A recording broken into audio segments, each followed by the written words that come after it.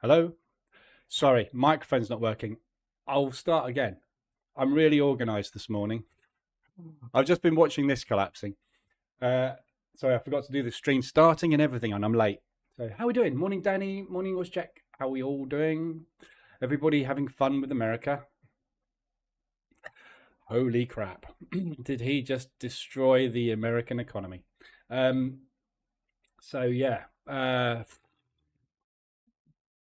don't really know what to say. Not shocked at all. But I'm fairly shocked actually in the speed. But yeah, absolutely crazy at the minute. ADRs, there's no point in going through any analysis this morning. You know what's going on. Trump's just destroyed his entire country. But anyway, stock market's gapped out. Look at that gap on the blaming egg. Look at that gap. I haven't even looked at this yet. I think we'll spend basically today's plan. Sorry, you can tell how unorganized I am this morning. Today's plan is basically to go through MT4 and MT5 functionality, which I am going to do. But we need to spend some time looking at at what is going on here. I've never seen a gap like that in the stock market. Never. Not that big. That's unbelievable. What's the rest of them up to? I mean, that's the ultimate gap fill play, isn't it? I mean, it's two ADR, it's 2.5 ADR. Wow, DAX as well, the lot. Okay.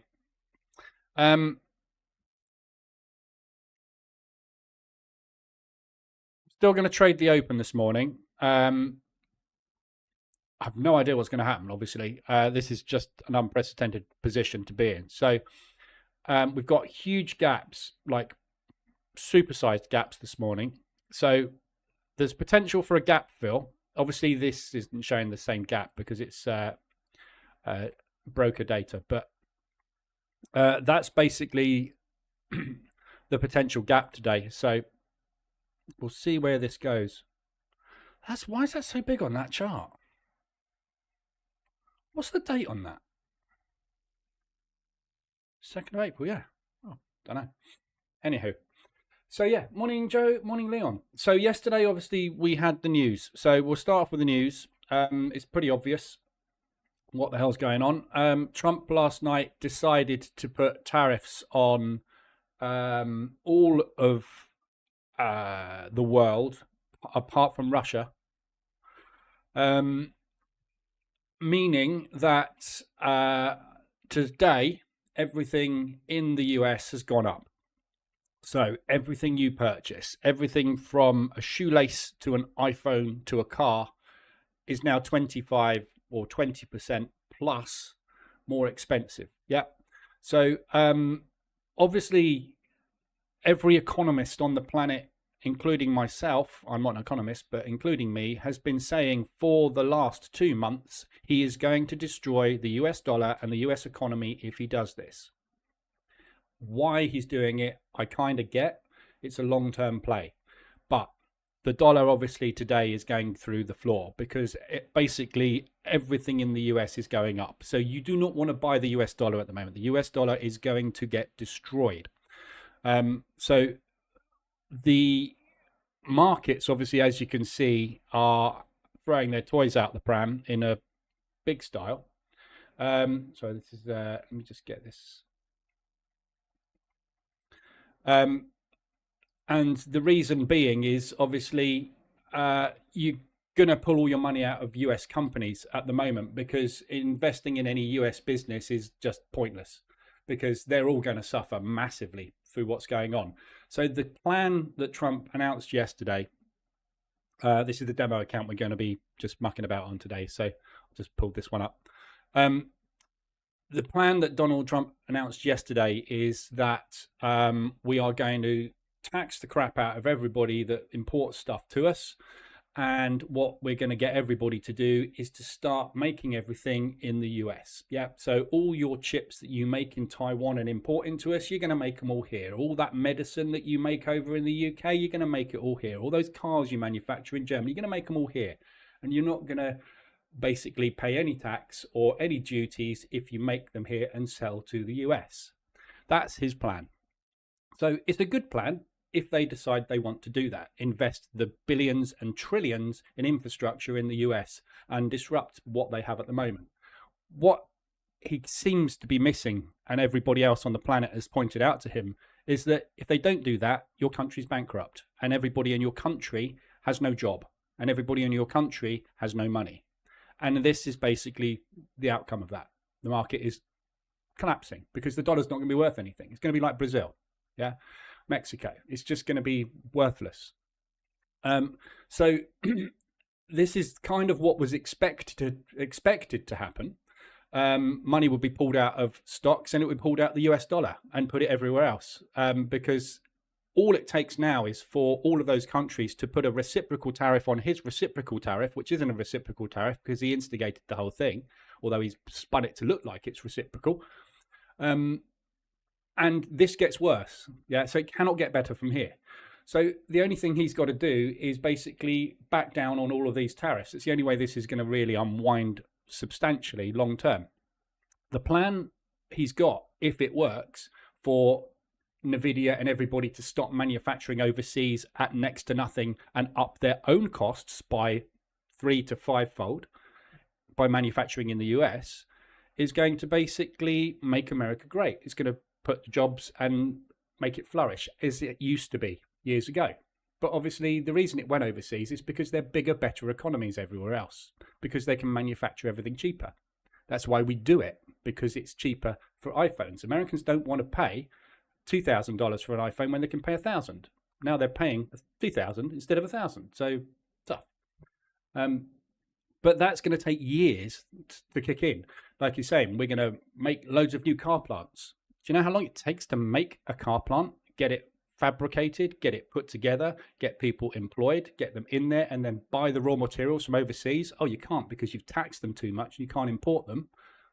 Yeah, it does not work. Everybody else can see this. So this is the outcome of it. I'm not getting involved in any kind of play on this because it's too late to chase it, and there's no way I'm trying to mean revert this. So it's basically give it a wide berth for a week or so and figure out what the rest of the countries are going to do as a reciprocal on this. But it's an absolute bloodbath everywhere.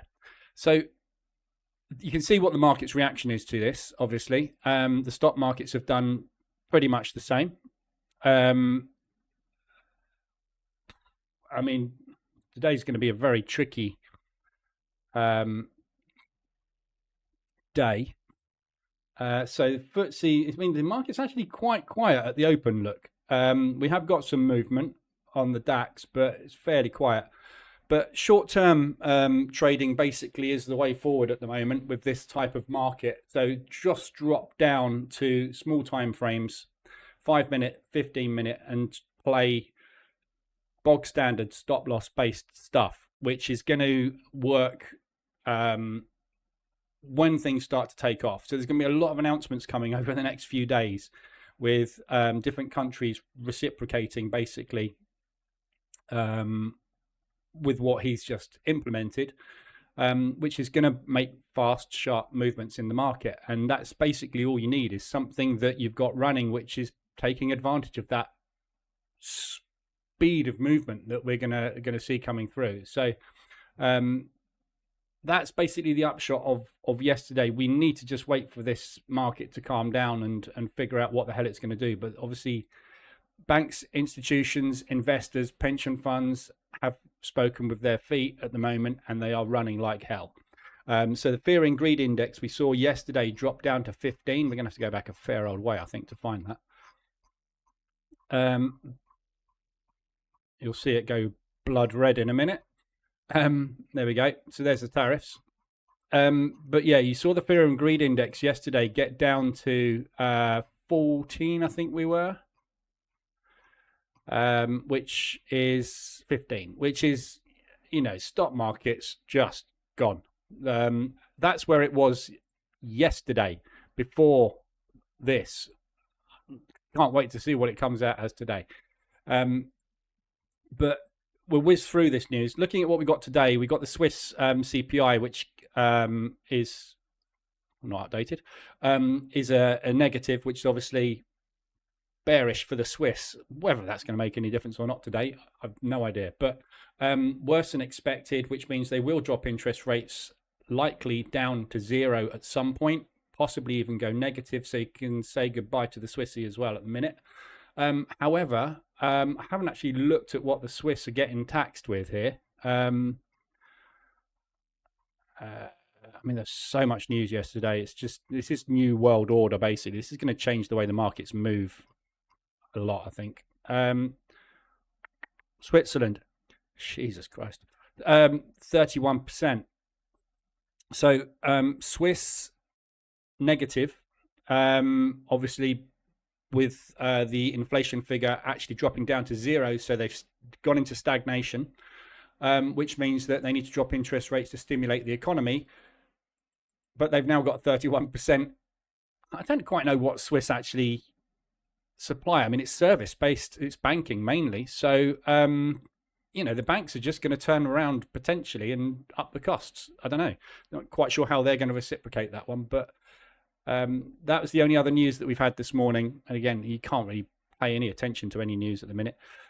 We've got unemployment claims. They're going up. Probably not today, but they will in the future. And then we've got the PMI figures. So for the rest of this week, obviously, we've got non-farm payroll tomorrow, unemployment rates. How any of this is going to affect markets moving forward, very, very hard to tell. So it's the sort of day where I'm going to be sitting watching what the hell happens, because there's no point in trying to predict anything here. We could find that this is back up here. We get a 250% drop and a 250% pop in 24 hours. I've no idea. We've never had this before. So it could do absolutely anything. We could end up having a 300, 400, 500 ADR move to the downside. Again, never seen that before either. But, this is just completely unprecedented, this situation. So it's a case of sitting and watching. Sitting on your hands is the best thing to do at the minute, and just see if you can figure out what's going on. I've got some not big positions, but some smallish positions, medium-sized positions, I would say, on US, looking for a mean reversion on it, which will either work or it won't. But I don't mind if it doesn't work, because I've made the money this month to pay for those trades if they all fall flat on their asses. So these are the times as traders where you look at the market and go, this is an opportunity to make a serious amount of money. Yeah, this movement here, as you can see, is 200% of the norm. If this does mean revert today, you can make a lot on it. It's worth putting big numbers on it to try and get those big paydays. You're only going to get one opportunity to do this. So, there's a nice bullish move going in at the moment on this. Is it going to completely revert today? We don't know. So it's just a case of there's no strategy involved in anything like this. You just have to sit there and go, right, let's have a crack at. You've got a 50-50 shot. It's either going to continue collapsing or it's going to pop straight back, and this is a complete overreaction. I think it's probably not an overreaction, but who knows? Gaps get filled. But gaps that size, I think if you look at statistics, gaps that size, if you can find them, don't get filled, because there's a real reason for this. Yeah, people are not, they're selling stocks like Germany, the DAX. This is mainly motor stocks. Motors have just gone up by 25%. What's going to happen to the sales of all German motor vehicles? Drop. BMW, Mercedes, Porsche, Volkswagen, everybody, all their sales today are down. Yeah. So, of course, you're going to sell stocks. You're going to sell all those stocks. Who's going to buy them? Right now, I wouldn't be interested in buying any German motor stocks, because I don't know what's going to happen until Europe come out now and say, right, you've just done this to the motor industry. This is how we are going to get that back. There's no reason to buy this back, is there? And if Europe come out and say, right, you're taxing the crap out of our motor vehicles, we're going to tax the crap out of your whatever else.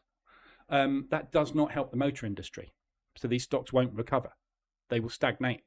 They won't necessarily tank because they are still selling vehicles, but they're not going to sell 25% or 10% or whatever the number is that they export over to the US. So just be careful. The market is going to be fast today as well. It's going to be a really quick moving market. So choppy. I'm going to be monitoring to see what happens. There's no trades on the SIH today at all.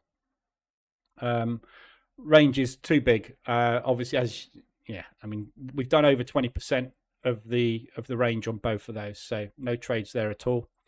ORBs, double stop out on the DAX.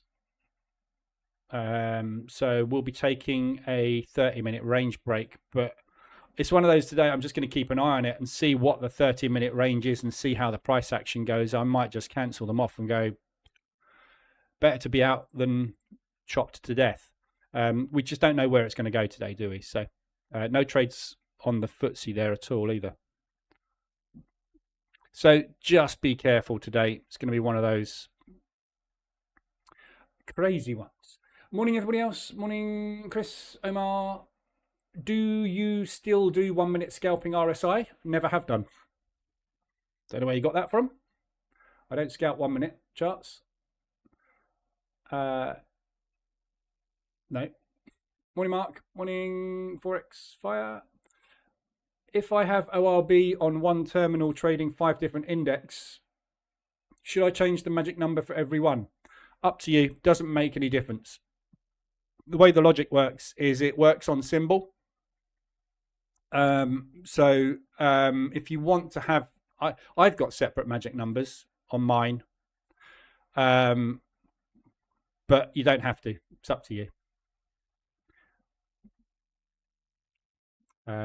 If you're going to use it on the same account on 2 index, somebody contacted me the other day who wanted to trade the pre-market range, on the indices and trade the 5, 10, 15, 30 break, and you can't do that with this as standard.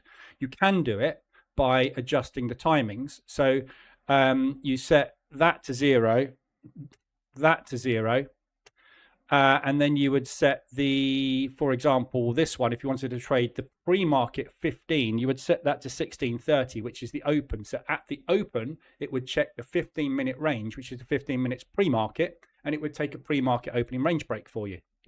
So you wanted to do that and also trade the other ranges. So the only way to achieve that is to have 2 versions of, in this case, the S&P 500 running. One with the pre-market range set and the other one with all the normal ranges set, and then you just set a different magic number for each so that it manages the trade separately. So what it does is it looks at the symbol it's on and says, have I got any trades open on this symbol with this magic number? So if you're trading the pre-market and it opens a trade up, the other version, which is trading normally, would need a different magic number because it would go, have I got any trades on this? Yes, I have with this magic number. No, it's a different one. So I'm going to act on my own, and it separates and manages the trades separately. So, but it's up to you how you do it. It's not necessary if you're just running one version of each. So yeah, we'll see what happens with that this morning. I just want to babysit this a little bit. In fact, it's not actually. It's a good test today. This is a breakout strategy, which I've got under test. This is the new version, which is under live test here at the moment. It's got a completely new loss recovery system built into it, which that in a minute should trigger to recoup that loss, hopefully.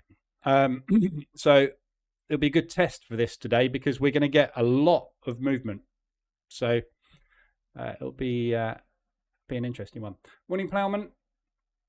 Right, so we'll come back to the ORBs after 30 minutes and see where they are. The other news today we've got is as I said, PMIs this afternoon and the unemployment claims 1:30 and 3 o'clock. So an hour before market open and 30 minutes after market open. Couple that with the volatility that we've got going on today with the market panicking. Your guess is as good as mine. So I think for the rest of this week, especially today, because I think today we're going to get some reciprocals coming back. We need to just watch and see what happens. Small time frame scalping, 5-15 minutes, that sort of stuff. Stop losses. And if it decides it wants to fly and it completely undoes gaps, or it decides it wants to fly and completely destroy everything, just get on board, hold on tight, put a break-even stop, and go and do something else. Come back an hour and a half later, because we could see some massive moves. But, you know, I'm just speculating because I have no idea. Because Trump's never done this, but we'll see.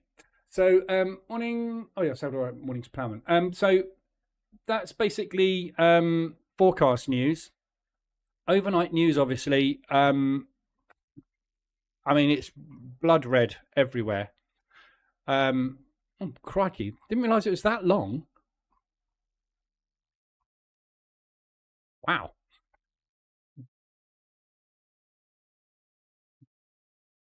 Oh, he's literally done every single, even if it's tiny, look, Madagascar. I haven't looked at this morning. Morocco, Ghana. God, talk about taxing the African countries. I think they're in enough trouble, mate. Anyway, Iceland, 10%. What'd you get from Iceland? Ice. UK came out of it pretty well. 10%. We'll take that. Papua New Guinea. What on earth do you get from Papua New Guinea? Okay, yeah. Anyway, so that's the full list if you want to go and look at it on Financial Juice. But obviously, there's no point in going through all of this. There is far too much information to try and pick apart at all. So there we go. We've got von der Leyen coming out this morning. So the euro are going to reciprocate this morning. They're going to come out and say what's happening. For as far as I know, the UK at the minute are just going to say, meh, whatever, we'll take the 10%. It's actually probably cheaper for us to take that 10% than to try and reciprocate. So that, I think, is probably what the plan will be. However, he has just wiped out the budget overhead. So there's going to be some changes anyway in the UK. So, you know, literally every single currency, every single commodity, everything is going to be affected by this in some shape or form. And the world's basically, and all the analysts have just got to figure out what the hell to do. So what will be happening today basically is banks and institutions scrabbling around going, right, readjust risk. Where do we put it? Hang on, analysts, you're going to have to give us a couple of days to figure this out. Yeah, so the analysts can't sit down this morning and just go, right, now we need to pull that money and put that money there. There's a shed load of numbers that got to be crunched this morning. So it's not going to be something that's going to suddenly click into place. I'm just scanning through to see if there's anything else. France may plan retaliatory taxes on US big tech. There's your Swiss CPI. 10% tariffs not on top of the 25% already imposed on cars. Again, there's clarification needed on a lot of these tariffs as well, because there's blanket tariffs and there's individual tariffs. So this uncertainty means we need to be extremely prudent when determining the appropriate stance. So Europe probably will. Oh, there you go. Money markets price a 92% chance of an ECB rate cut in April. So virtually a given that the euro are going to drop their rates in April as well. So, you know, absolute bloodbath mess. One of those things, one of those days where you look at it and just go, no idea. Never been here. Hope I'm never here again. Anyway. Volatility is great. Money, we need volatility to make money. It's impossible to make money as a trader if the market doesn't move. But when you've got movements like this, it's impossible to also predict. So it is literally a coin flip. And as we know, coin flips are fine. So all you need to do with a coin flip is when you press the button in that direction or in that direction, you set an allocated risk and you let the thing go. You are either going to be right and it's going to move nicely and fast and you're going to make a lot of money, or you're going to be wrong. And if you're wrong, you want to be gone, as fast as possible. So the best thing to look at today is ATR. So forget ADR for the minute. I would probably go with something in the region of a 5 or something. Yeah. So look at ATR 5.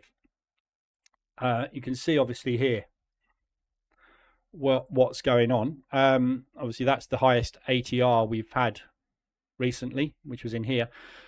So when you're looking at placing stops and things, ADR is obviously pointless. We've opened today in London 200% ADR. You can't use ADR today. And from now on, for the next week or so, ADR figures are going to be dramatically skewed, aren't they? They're going to be very different to what they've been on a normal market. So you've got to drop down and look at things like ATR 5 and look at what's happened in the last 5 hours. Or if you're going to drop down onto low time frames like 5 minute, maybe look at what's been happening in the last sort of hour or so. So look at something like an ADR 12, which will give you the last hour's worth of 5-minute price action. And you're going to base it around about that. So sort of around about a 16 pip stop is the average candle. So a couple of those, maybe 1.5 ATR as a stop loss. Give yourself a few candles. You've got to look at price action basically and see what price action is doing. Which this, as I say, this is going to be a very good test for this strategy because this is using ADR. There we go. So there's the loss recovery system kicking in there. The DAX basically did a partial close to recover 50% of that.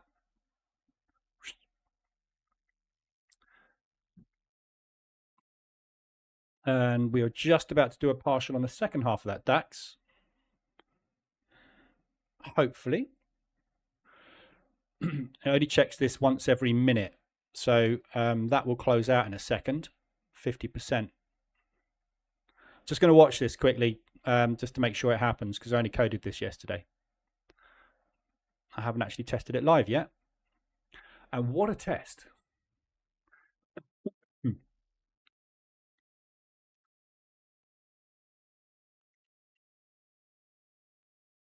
As long as that stays above 18, should get a partial close. And well, it's every minute. I don't know when it's when the minute's up. So just want to see if it does it.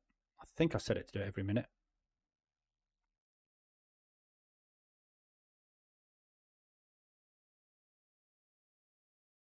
Come on.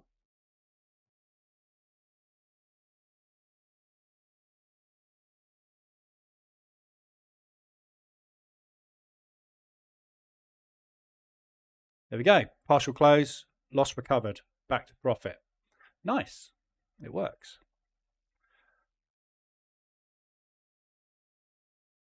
Cool. Right. Okay. So, anybody got any questions? Are we going to do a gap fill? Are we actually going to do a gap fill? This is going to be very interesting, isn't it, today? Anybody got any questions on it? I mean, I don't really have any answers specifically as to what is going to happen today. You can see how fast this is moving. Look, I mean, the market is in a absolute mess this morning. So one or two things is going to happen. This is a massive overreaction.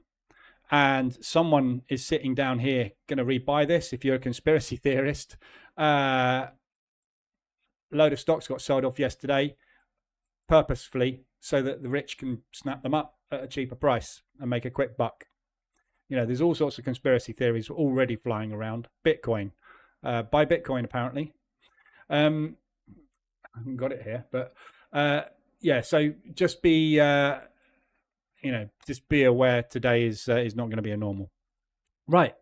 MT4. So what we're going to do this morning is I'm going to go through MT4 tips and tricks.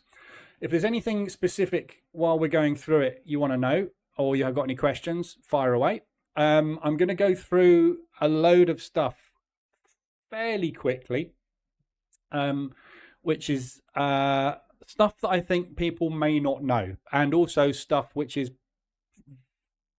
can be easily missed when you're setting up MT4 as well. So just kind of quality of life things that you can do with the terminal that people don't know that you can do with the terminal. Yeah. So these are things that you might think, wow, that is an absolute game changer for me. And there's other things that you might think, well, that's bloody obvious. So I don't know what everybody's level of skill is with MT4 and MT5. So it's best just to go through the majority of stuff and kind of be a one-stop shop for everything. But if there's anything specific you want to know, or if there's something I do and you go, can you just do that again, let me know and I'll do it while we're going through it. And if you've got any questions, obviously at the end we can go through those as well. So I'm going to go through the strategy tester. I'm going to go through charts. I'm going to go through basic MT4 functionality, all that sort of stuff. So I've sort of brought all the windows down basically, so that we can see all of the inputs and everything up at the top there. I'm going to get rid of my head because we're going to need to see everything on the chart. Okay, so going to start off with a blank chart with nothing. Okay, so no windows open or anything. So this is your bog standard MT4. Okay, so the buttons at the top here, this row of buttons that you've got, is completely customizable. Morning Evil.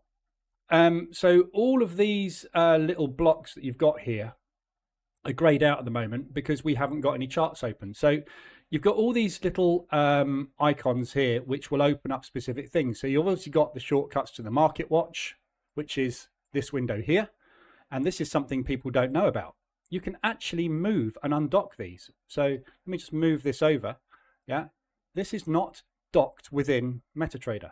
Yeah, all you do is you just click, hold and drag to dock it, adjust it, and then drag it out.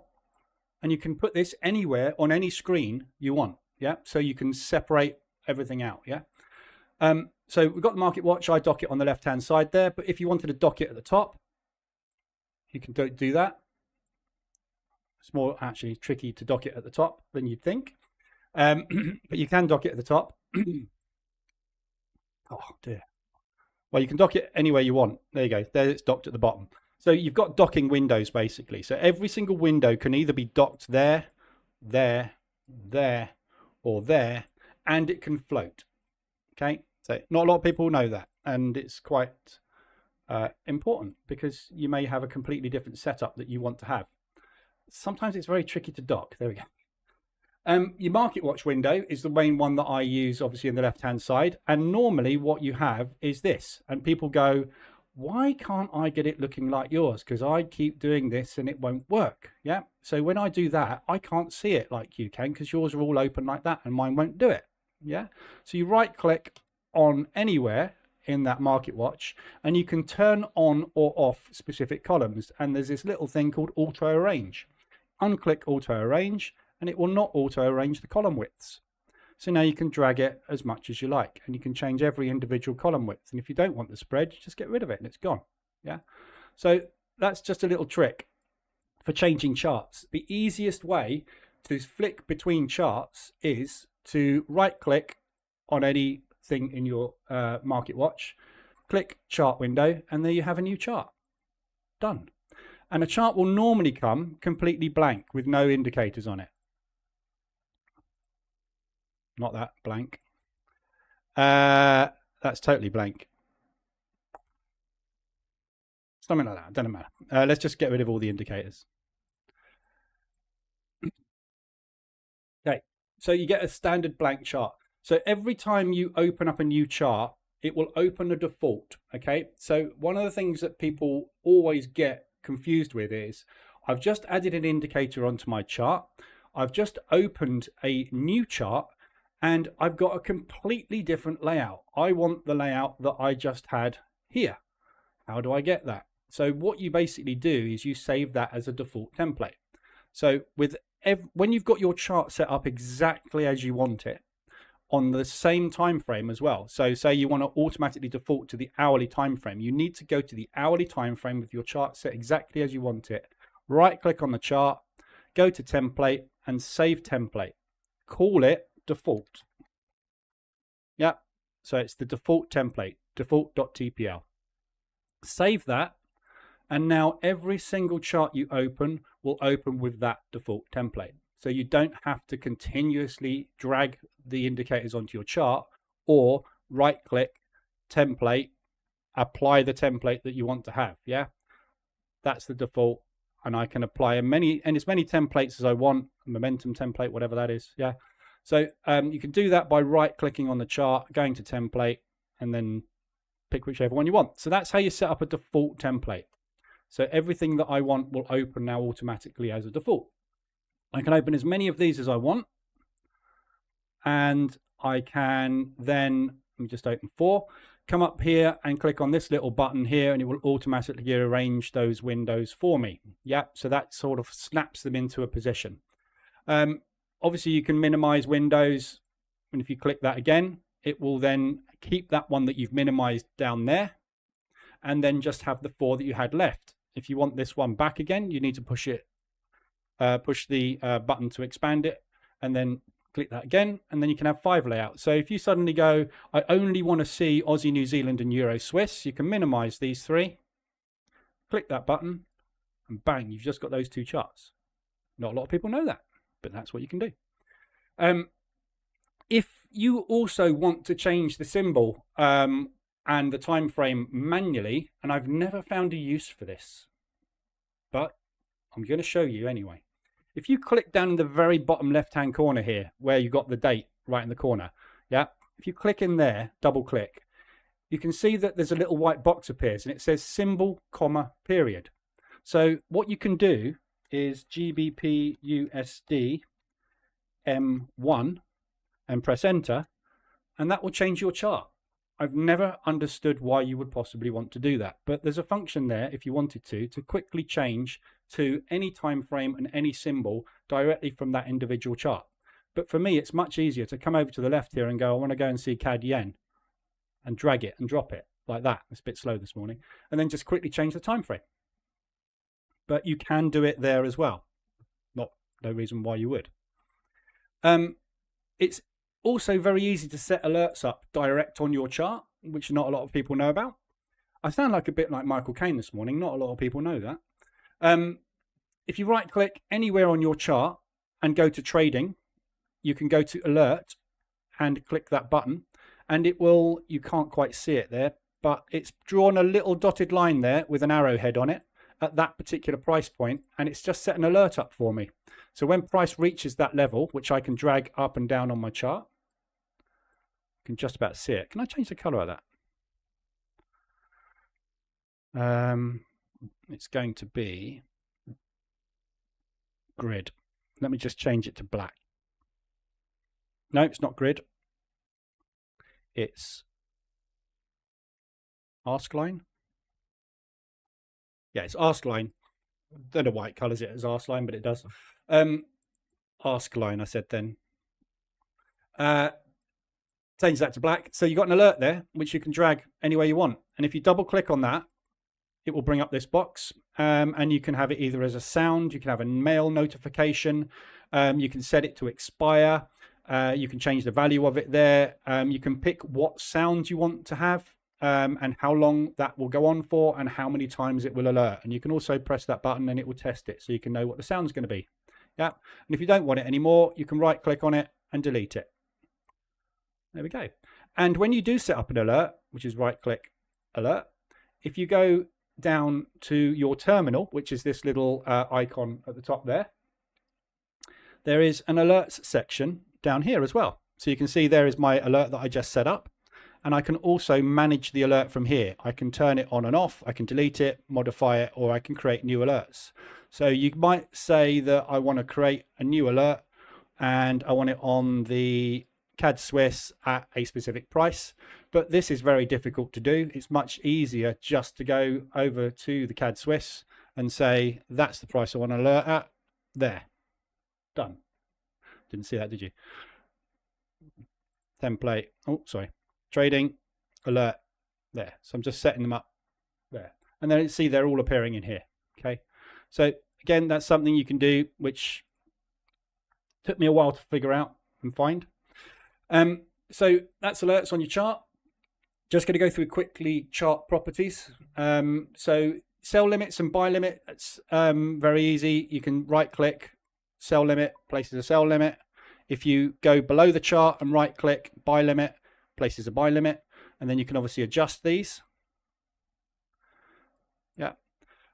For amending orders, double click. And that opens up this. And then you can set a stop loss on that and a take profit. And it has to be set to modify order. Yeah. And then you can just drag those to wherever you want them to be. Yeah. So that's probably standard functionality. You can modify those. You can do trailing stops direct from there as well. You can set custom trailing stops. This is normally over on that window. This is why this is coming up over there. But you can adjust manual trailing stops if you want to on those orders. Depth of market is no use. One-click trading obviously opens up the one-click trading, and you know that's pretty bog standard. Everybody knows about that. Your indicator list is a quick and easy way to get into the indicators. So you've got support, resistance, propulsion, and ADR reversal indicator. If you have other indicators on your chart, like a moving average, for example, the other way you can change them is by just double clicking on them. Where's moving averages? There. So if I stick a moving average on there, like a 5. Obviously, you can go to indicator list and it will be in there. You can double click on it and you can make amendments to it. Or on your chart, you can double click on the indicator itself. If you can click on it. You have to find a bit you can click on. But you can open it up directly by just double clicking the indicator. This works with Bollinger Bands and all sorts of stuff. And obviously with things like the RSI and everything, it works with that as well. Objects list, again, something that people don't know about. Sometimes when you're using EAs and indicators, you'll put an indicator on a chart and you've got it all set up as you want the chart.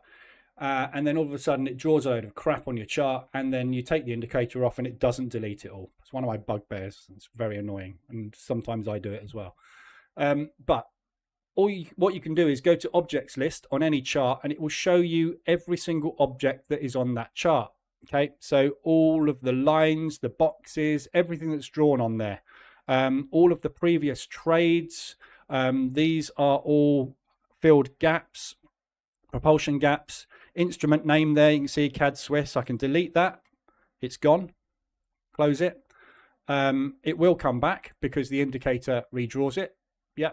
But objects list shows you everything that is drawn on your chart apart from the actual price candlesticks. If you can't see everything there, some things are hidden by indicators and some things are visible. You can set that when you're creating an indicator on EA. You can set it to be visible or hidden. If it's visible, it automatically appears by default. If it's hidden, you have to click list all, and suddenly that list gets way longer because there's a load of stuff on your chart that is not clickable by you, that you cannot amend, and they will all be hidden. So if you click list all and highlight anything there, Control A, select everything, delete, everything disappears. But any indicators that draw on tick will immediately redraw the elements back onto your chart. So as you can see, the ADR reversal indicator has redrawn all the ADR lines straight away because that's what it's designed to do. But if I go to list all, I can now make things visible and hidden. So you can see there's nothing else there that was on that chart before. And if I want to get my template back, go to template, default, or whatever I've set it up as, right click, and we're in. Yeah. So that's your objects list. Timeframes you can switch. Template you can switch. Refreshes your chart. Not that you ever need it. I don't know what auto arrange does. Oh, that's probably that, isn't it? I don't know. I don't know what that one does. That's one I actually don't know. You can turn a grid on or off direct from there. You can show volumes direct from the chart. So rather than having to go into properties, common, these are basically things that we can turn on: the volume, the grid, etc. Yeah, that's all right-click properties, but you can actually turn those on direct from the chart. Zooming in and zooming out, obviously you can do there, but there's buttons at the top to zoom in and zoom out as well. Save as picture. We'll save a picture exactly as it shows. Yeah. You can do a print preview, etc., but you can play with those yourself. They're pretty self-explanatory. Properties. This is where some people get very confused with indicators when they place them on the chart. So color schemes, obviously it gives you 3 standard color schemes and you can change everything here. If I've got a template, for example, like a dashboard, my dashboards, I like it to be totally blank with nothing, so that the dashboard goes on there. I don't want to see any candlesticks. I don't want to see anything. So you see in my properties, everything is basically turned to white for the background, white for the foreground, white for the grid, and nothing for the line graph. And it's set to line graph. So if I set this to candlesticks or bars, you'll suddenly see that all appears. But line graph, which is the icon I'm clicking on up here, gets rid of everything because it's set to white, set to nothing. So it just doesn't display anything. Okay. The other bits of the properties, obviously, all pretty standard stuff. In common, this is one of the things that people get confused with, trying to get their charts looking either like mine or looking like someone else's. Quite often, you will find that this input, chart on foreground, is the main reason your charts look weird. Yeah. So obviously, all this information like showing open, high, low, close, which is up there, are all pretty self-explanatory. But the chart on foreground and chart on background, if I do that, you'll see that the candlesticks are all painted on top of everything, basically. If I go into the properties and change that to chart on foreground, actually, that's not a good example. Let me go to H4 and put, there we go. So I'm just going to put this template on because this demonstrates this very, very well. So this has got the moving averages in color and the moving average shadow. So you can see the candlesticks are on top of the shadow here. Okay, so that's because I've got the chart on the foreground. If I take the chart on the foreground off, what it does is it means that the indicators sit on top of candlesticks, which means it looks odd. So if ever you put something on your chart and you can't quite see price action properly, it's because whoever set it up has set this up with the wrong chart on foreground. Yeah. So it's quite important for some indicators, but not for others. So when you're troubleshooting indicators, you place them on there, it all looks funny. That is typically what it is. So just looking at indicators, while we're on the subject of indicators, this is an RSI. This is not a standard RSI. So when you want to add an indicator onto your chart, you go over to the navigator, which is over on the left-hand side, as we know, and you basically drag the indicator onto your chart like that, and it appears in a sub window if it's an oscillator, or if it's on the chart, it appears on the chart. If you, however, drag an indicator, and this is something which took me ages to figure out, drag an indicator onto another indicator. So I'm driving a moving average onto an RSI. So if I drag it onto here, it will put the indicator on the chart. If I drag it onto here, I can select for this moving average to not be applied to the close. I can ask it to be applied to the previous indicator's data. What that does is it applies a moving average to the relative strength index. Whoops. Okay, so I now have a moving average of the RSI. Yeah, so for things like the MACD, yeah, this is how things like the MACD are created. So the MACD has lots of different things on it, yeah, but if you stick a moving average onto a MACD, you can find that this red line that they call the, whatever they call it, the signal line or whatever it is, Yeah, it's an EMA, look, obviously. So you got a fast EMA, a slow EMA, and a MACD EMA. That is just a normal moving average. So you can create your own indicators by applying an indicator. Let's just use, I don't know, bear's power, for example. So if I wanted to find out what the average of the last 10 bear's power candle readings are, I can place a moving average on to the bear power, and I want to find out what the 10 period moving average of the bear indicator is. Yeah, so it's something that you can use to create unique indicators that no one else is using to build your own systems and strategies. And it's something that I went very deep into for a period of time, is making my own indicators based on other indicators. A lot of stuff that you see out there that draws arrows on charts is doing this. It's basically getting a stock indicator, matching it with a stock indicator, and creating a new indicator, which is an average of two other indicators. Yeah, it's all smoke and mirror style stuff, but it's it shows, it gives you kind of an indication of what the average is of the particular bear's power indicator in this case, and you can do it with loads and loads of different indicators.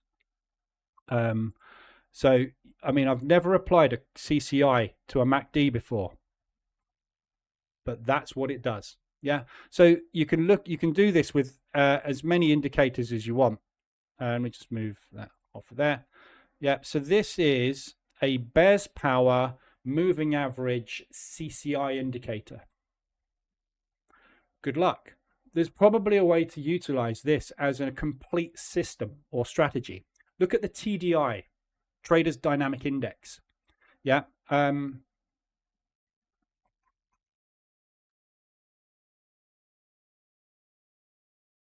got a TDI on here, but a TDI is basically a relative strength index matched with a Bollinger Band and I think another moving average or two. Yeah, so it's basically a combination of an oscillator, a mean reversion indicator in the Bollinger Bands, and it's got a momentum indicator in there, and it's got a trend indicator. Yeah, so it's got a moving average, it's got a relative strength index, and it's got a mean reversion. Yeah, so he created Dean Malone created a brand new indicator from 3 other indicators and called it something new. Yeah, the Traders Dynamic Index. Yeah, the moving average convergence divergence. It's just moving average indicators with another indicator slapped on top. So you can use this MT4 to create your own indicators or own systems and strategies, which are combinations of indicators put together. And then if you want to, you can get this coded into something that will just pop an alert up. Yeah. You can also, in all indicators, if you go into any indicator, like the bears, you can set your own levels. So if I want a level at 0, make it black. Yeah, I can put a 0 line on there. And I can also put other levels on there. So I can set a line at, what's this read up to? Hundreds. So I can set a line at 100, for example, and I can set a line at minus 100. I'll just make them orange or something for the minute. Yeah. I can't shrink that one down, unfortunately, at the moment.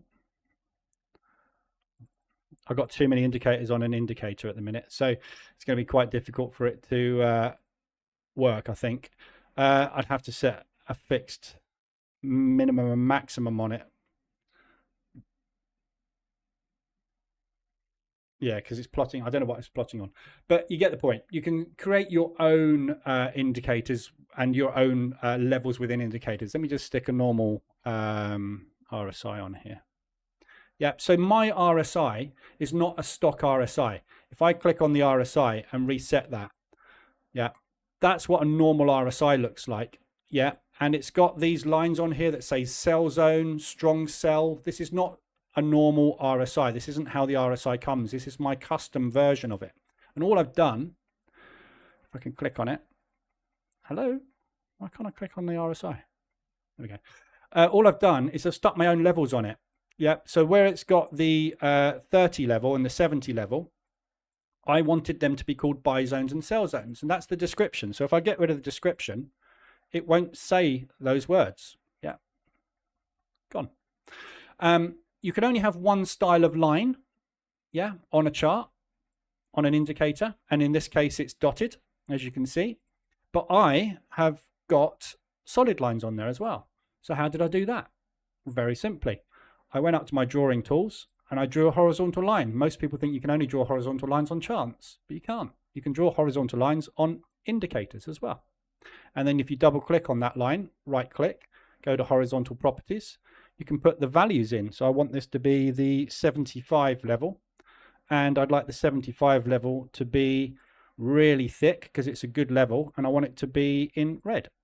So you can have your own custom colors in every single individual indicator as well. And they're just using drawing tools to put those lines onto the chart. If you want to quickly replicate a line, yeah, what you can do is double click on a line, hold down the control key, and then just drag, and it creates a new one. So if you want to create loads of lines really, really quick, rather than having to go into the indicator and do it over and over again, double click it, hold the control key, drag it, and it automatically just duplicates a line for you. Yeah. So these are just speed tips for ease of use. Same with these lines on here. Look. So I've just drawn that horizontal line. If I go to horizontal properties and I want to make it thicker, I can do. I can make the object as a background. Okay, so you see at the moment there it's sitting like that. If I go draw object as background, you will not see that line because it appears underneath the indicator. So you can have your lines showing underneath indicators and charts or on top of. And this is all done by customizing individual objects within the chart. Obviously, they all appear in the objects list, which you can delete anytime you like. So if you go to the right click and horizontal properties, obviously you can see that you can change all of those things. Description, my line. Okay. So if you go into objects list now, if we sort it by description, it's probably going to, I don't know where it's going to be, but it's in there somewhere. There you go, there's my line. Okay, so you can name them. So you've got a name for the object, and you've got a description that you can put on it as well.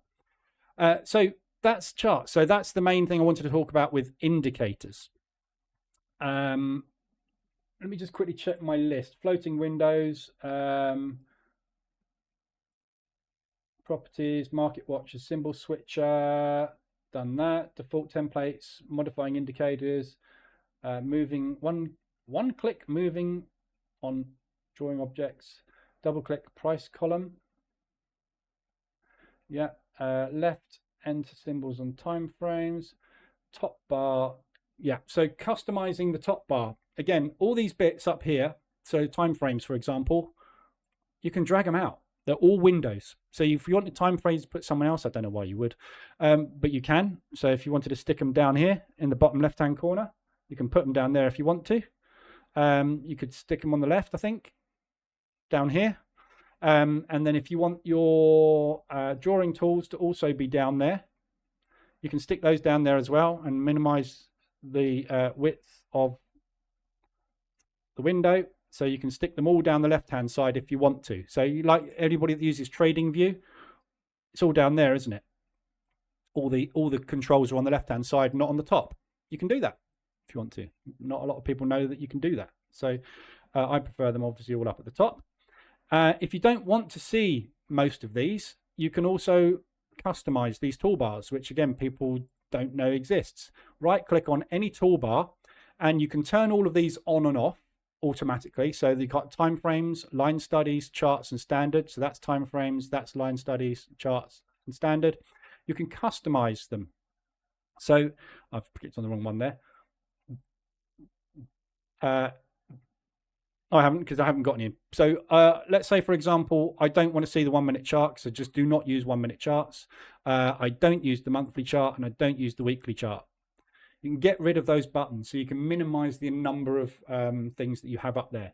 If you, like me, every now and again accidentally click that and go, oh, I had it laid out perfectly as I wanted to, and you accidentally click that button, which I've done on the stream a number of times, you can right click on it, customize it, and get rid of it. Gone. I can no longer accidentally blow up my template. Yeah. One thing on templates, when you've got your charts exactly as you want them, okay, laid out perfect. Oh, I haven't got that button now. I actually want it now. There we go. When you've got your charts, let me just get these out a sec. Exactly as you want them. Say, for example, that's the layout you want. I don't want that open up there. I want it to be bigger. You need to go down to here, which is your profiles, where it says default, and basically save the profile as whatever. I have in mind, I only use one, so it's default. Yeah, you can switch between profiles if you want to, so you can have different layouts. But every time you switch layout, if you've got EAs running, those EAs obviously are no longer running. Okay, so just bear that in mind. MT4 works on what you see here. If you've got EAs running on all of these and you suddenly switch your profile to the British pound, those EAs are no longer running. Yeah, so just bear that in mind. Also, you will find it will disable auto trading automatically. We'll go through the options in a minute to turn that off so that it doesn't do that anymore. But one caveat, especially for those of you using a VPS. If you get everything set up exactly as you want it, you get all your indicators, your expert advisors, everything exactly as you want it to be, okay, and you basically leave your terminal like that and your machine reboots itself, it will not save that layout, okay? When you click the close button to close the terminal, it automatically saves your profile, which is this here. Okay, so it basically goes save profile, default, close down. Yeah, that's what it does in the background. On a VPS, and I've fallen foul of this myself until I realized what was going on. When you get your MT4 installed and up and running on your VPS, as allow this, for example, what you have to do is when you've got it set up exactly as you want it, make sure you go to their default save profile or whatever your profile is called and save your profile, because some machines, VPSs, will still have auto update turned on, and they are set to auto update and they are sent to automatically reboot all software. So what it will do is some VPSs, you'll get all your MT4 terminals set up, and what it will do is it will run an auto update. It will save the state with the windows that it has opened, the software that it has opened. Before it restarts, it will restart, and then your terminals will come back up. But because your terminals did not go through a shutdown procedure, they will not save your profile. They will come up in default mode.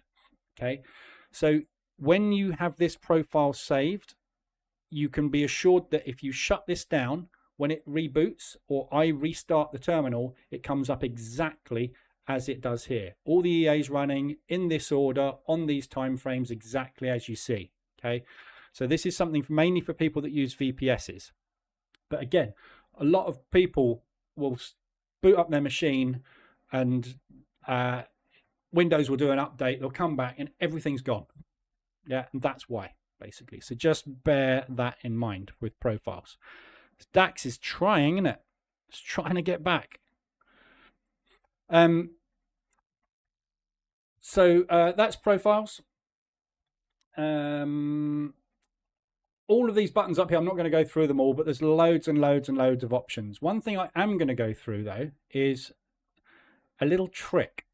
So for those of you that like stop-loss based strategies with risk-reward, okay, I'm going to show you how to create a risk-reward indicator on your terminal very quickly and easily. Okay, so we're going to go into the Fibbo properties. This is a standard Fibonacci. And I'm just going to make these lines nice and big and thick so that we can see them. Okay, so this is a standard fib. If you right click or double click rather on that dotted line there and then right click, you go to Fibbo properties. You can set this up to be a risk reward calculator.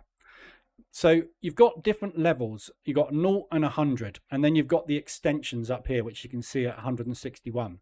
Okay, so if I want to use this as a risk reward calculator, I'm trying to think if I can remember how to do this before I start to do it. You can, let me just get rid of these for a minute, these different levels. I just want 0 and 100 to start with.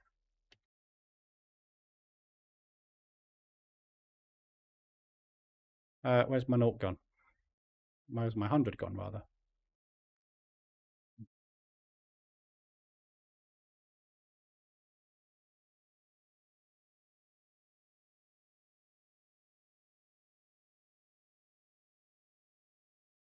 What have I done? Hang on. Right. Where's my...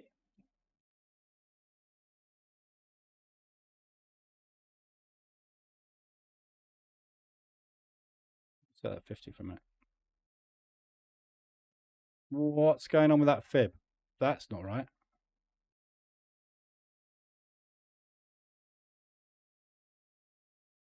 Am I doing something really stupid here? Okay, what I'm going to do is I'm just going to adjust the existing levels. Probably the easiest thing to do. So 0 is down the bottom, 100 is at the top. We do not want the ones in the middle. Okay, so I just want to give myself a 0 to 100. Okay, and then I'm going to give myself a, you can see the 161.8 there. Okay, I'm going to give myself a 2, which I'm going to call 1R. And then I'm going to give myself a 3, which I'm going to call 2R. And then I'm going to send myself a 4, which I'm going to call 3R. Okay, so what I've just done is basically created a risk reward calculator.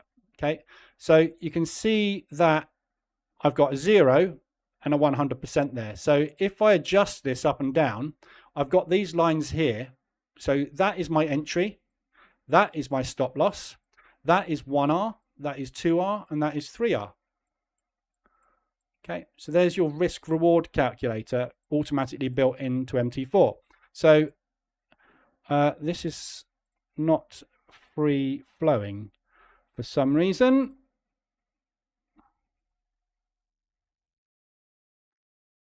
Something very weird going on with this fib. Oh, there we go. That's because I had it around the wrong way. There we go. Right, so let's say, for example, we want to take a trade on the pound yen here. So what we can do is we draw our fib, we stick our fib here and say we are going to short this right now because we're in a propulsion gap. Okay, so I'm going to get in by just hitting the sell button right now, and I'm going to put my stop loss above the propulsion gap. So I'm going to sell here. There's my stop loss, and that is 1R, that is 2R, that is 3R to the downside. Okay, so you're creating yourself an automatic risk reward calculator. So the inputs are basically just using the standard 0, which is stop loss, 100, which is entry, and then as many levels as you want. And the key to this is whatever you set the level at, one number down is the reward. So if you want to add another one in here and call it 11, for example, that is going to be 10R. And if you set one at 6, that is going to be 5R. Okay, so you've got an automatic risk reward calculator there. So you can see that if this trade works out, beautiful hammer shooting star going in now. So I'm going to short this propulsion gap, assuming that the sellers are going to step in and drive this back down again. If they don't, I'm going to stop out there. There's my stop loss, there's my entry, and that is a 5R trade, and it's within today's low. Yeah, I can hold it if I want to and go all the way down to 10R. Adjusting that up and down is something people don't know about as well. If you double click on the vertical scale, it automatically resizes it. And did you know you can actually do that on the bottom as well for zooming in and out? I didn't for a long time. And I still to this day go up here. And I know damn well that I can go down here and just click, hold, and scroll left and right. But I don't do it. So there you go. So there's your risk reward calculator. Sorry, it took me a little bit to remember because I haven't used stop losses for a while. Not in a manual way, but that's how you do risk reward. And if you go, I don't want that, I want my fib back.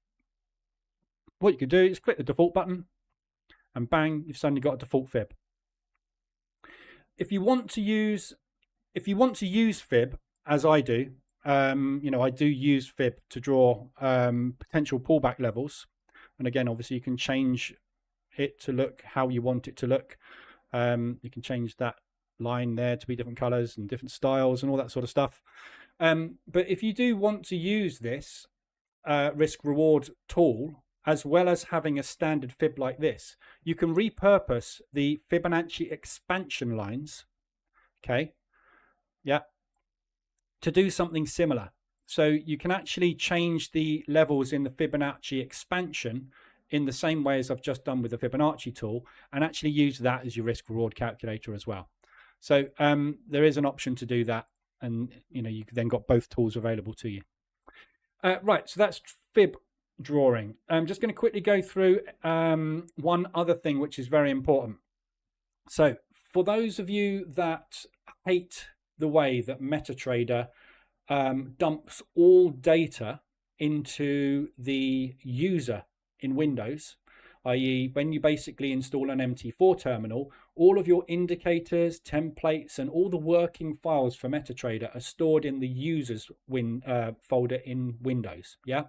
Which, if you have, like me, got a Windows installation directory, and then you have a data directory, or just a normal directory or hard drive, basically, your Windows one is usually tiny, sort of 50 gig, 100 gig or something like that. It's usually 100 gig or something, yeah? Unfortunately, if you're using loads and loads of data in MetaTrader, that can fill up very, very quick. So what you want is you want your MetaTrader installations to not be in program files in Windows. You want them to be on another drive. So for me, the way that I have mine set up is on my E drive, I have a folder called Trading. Nope, sorry, it's not on my E drive. It's on my... Which drive is it on? It's on another one. It's on D, or where do I put them? D, yeah, it's on D. So I have on my D drive, which is this one here, a folder which is called MT4 installs. Okay, and in MT4 installs, I have all of my broker accounts that I trade with, and multiple installations of MT4, and more importantly, all my tick data. There's hundreds of gigs of tick data there, yeah? If you did this on your Windows drive, it would fill up almost immediately. So the way that you do this is when you install an MT4 terminal, what you do is you basically go into your program files, find that MT4 installation directory. So install MT4 as normal, yeah?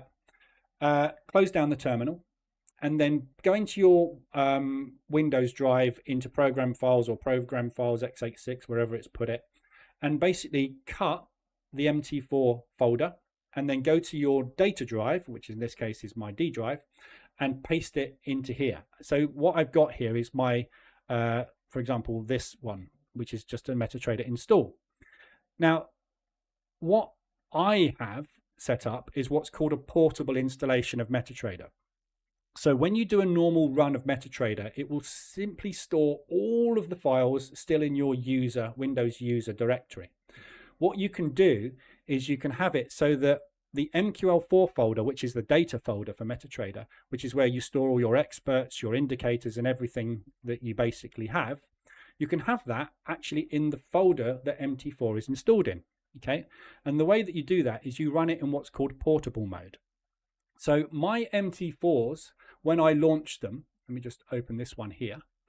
If you right click and go to properties, okay. So this is the launch icon for this MetaTrader. You can see that this is the MT4 installs Robo Forex MetaTrader 4 to terminal.exe, which is this here, the application, okay. But I've put on the end of it /portable, and that is in the target. Okay, so this is basically this shortcut here. If I right click on this shortcut and go to properties, yeah, there we got the terminal. Right now, if you make that /portable, yeah, and then click apply and then launch that, what it will do is it will launch a version of MetaTrader 4, and you can do this with MT5 as far as I know as well, that will store all data within the installation directory. Yeah, the advantage of this is if you get your MT4 set up exactly as you want it, yeah, what I can do is, because it's portable and all files and folders are stored within this folder rather than being in the users, I can basically do a Control-C and a Control-V and instantly have another copy of MetaTrader 4, all running, ready to go. Yeah, with all of my indicators, all of my templates and everything. If I buy a laptop, I can basically copy this folder here. There you go, there's the new one coming now. I can copy this folder over to my laptop and launch it from my laptop, and it will be exactly the same as the one on my PC. I can copy this over onto my VPS and it will be exactly as it is on my machine here. So everything is in one place at the same time. And the way that you do it is literally by using the /portable when the executable runs. So when the MetaTrader 4 executable, that's a folder. So when this MetaTrader 4 executable here, which is the application, yeah, all you do is you basically put, sorry, the shortcut, I should say. So the shortcut of the terminal, which is the one that appears on your desktop, that is the one. So you basically just say that shortcut is going to run the executable terminal.exe, but I want it to be a portable installation. So you can just basically have everything in one folder, drag it and change it and put it somewhere else. Yeah. So that is a really, really handy tool to use. So that's how I basically have multiple MT4 installs. So I install it once, I make it a portable, I copy that folder, replicate it as many times as I want, and then I've got 4 completely independent, completely identical to start with terminals. And obviously then you can do whatever you like with each of them, log into different accounts. Logging into accounts is another thing. A lot of people don't know that you can set up a demo account with your broker direct from here rather than having to go into your broker to do it. So if you just right click on accounts, open an account, it will automatically have all the servers for your broker here. And if your broker isn't here, for example, I want to see IC Markets because I'm not using Robo4X, I'm now using IC Markets. I can use Robo4X's terminal to log into IC Markets accounts. Yeah, so this is now IC Markets. It's going off to fetch all the IC Markets servers for me. And there you go, I've got all of the IC Markets. So if I want to set up a demo with IC Markets, I can just do that. Open a new demo account. That's going to take me there. You can't do it. Yeah, you can't do it if it's not your broker terminal. So if it's your broker terminal, yeah, you can't quite do it that way. But that's how you find all brokers servers if you want to. But if I want to open a new Robo4X demo, for example, I just click that, new demo account, and it will automatically just say, right, give us all your details. I want a demo account in pounds with whatever leverage. I want it to be a 10,000 demo. Here's all my details. Little tip, change that to something else. So that your broker doesn't phone you. And if you want to change your email as well to something else, that isn't my number and that isn't my email. Yeah, because you will get bombarded. So yeah, do that obviously. And then you can just basically say, I agree to your newsletters, which you can't send me because I've given you the wrong email address. And off you go. You just get a new demo account set up. So it's very, very easy to set up new accounts whenever you want to. And you can do that direct from in here. Right. For anybody that installs a new EA and everything, okay? So with EAs, you have this data folder, okay? With all of your indicators and EAs, they all sit in a data folder, and this is your data folder. And for me, obviously, my data folder is within my MT4 installs Robo Forex, this particular terminal in here, MQL4 folder. If you were not running a portable terminal, this would be Windows, users, your name, some weird long character thing that you can't understand and you'll never be able to find again, MQL4. Yeah, and that's the reason you should run portables, because it just keeps everything so much more organized. For all of your indicators and everything, quite often what you need to do if you've got a custom indicator is you need to go into your MQL4, go into experts, put it in there if it's an EA, or if it's an indicator, you put it into indicators. You can create subfolders within indicators and EAs, which will create things like this. Yeah. So I can have my indicators and EAs sorted by folder, right? So that's something that you can do, which people don't know typically is available to you in there as well.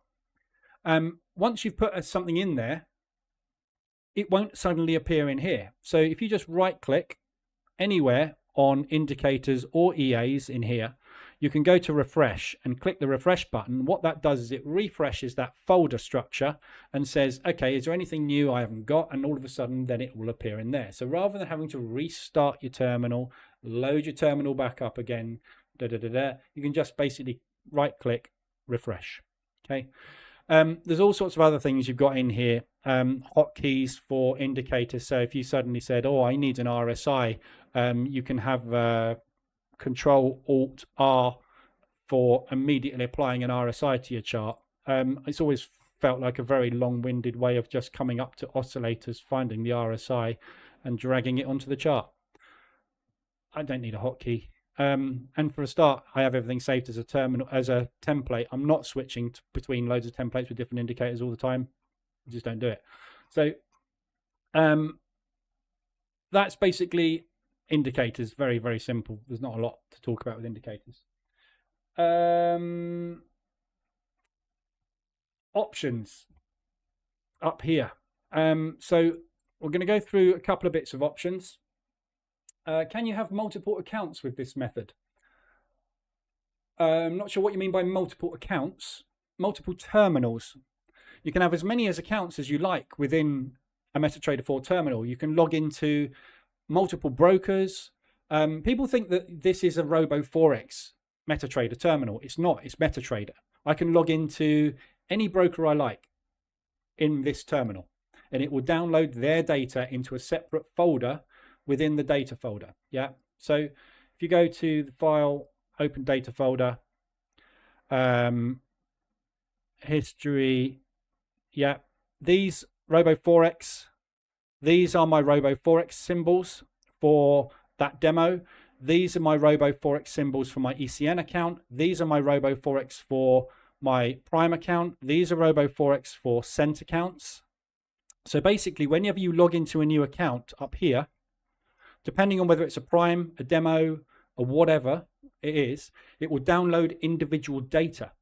And that is Robo Forex data. There you go. I've got Triumph FX Live. So at some point on this actual terminal, I have logged into an account with Triumph FX. It's not a broker I've ever used. I was probably looking to try and test something for somebody on a broker that had a specific setup. But you can log into any broker on this terminal. Doesn't have to be that. But you can only log into one account at a time, obviously. One broker account. So the way that I run, I have different accounts for different strategies with different brokers. So on my VPS, I'll have 2 or 3 global Prime installations. I'll have 2 or 3 Robo Forex installations. I'll have a Darwin X running. If I'm doing anything, I used to, I don't do anymore, but FTMO, for example, I'll have an FTMO broker account running. So I'll have like 6 or 7 terminals open at once.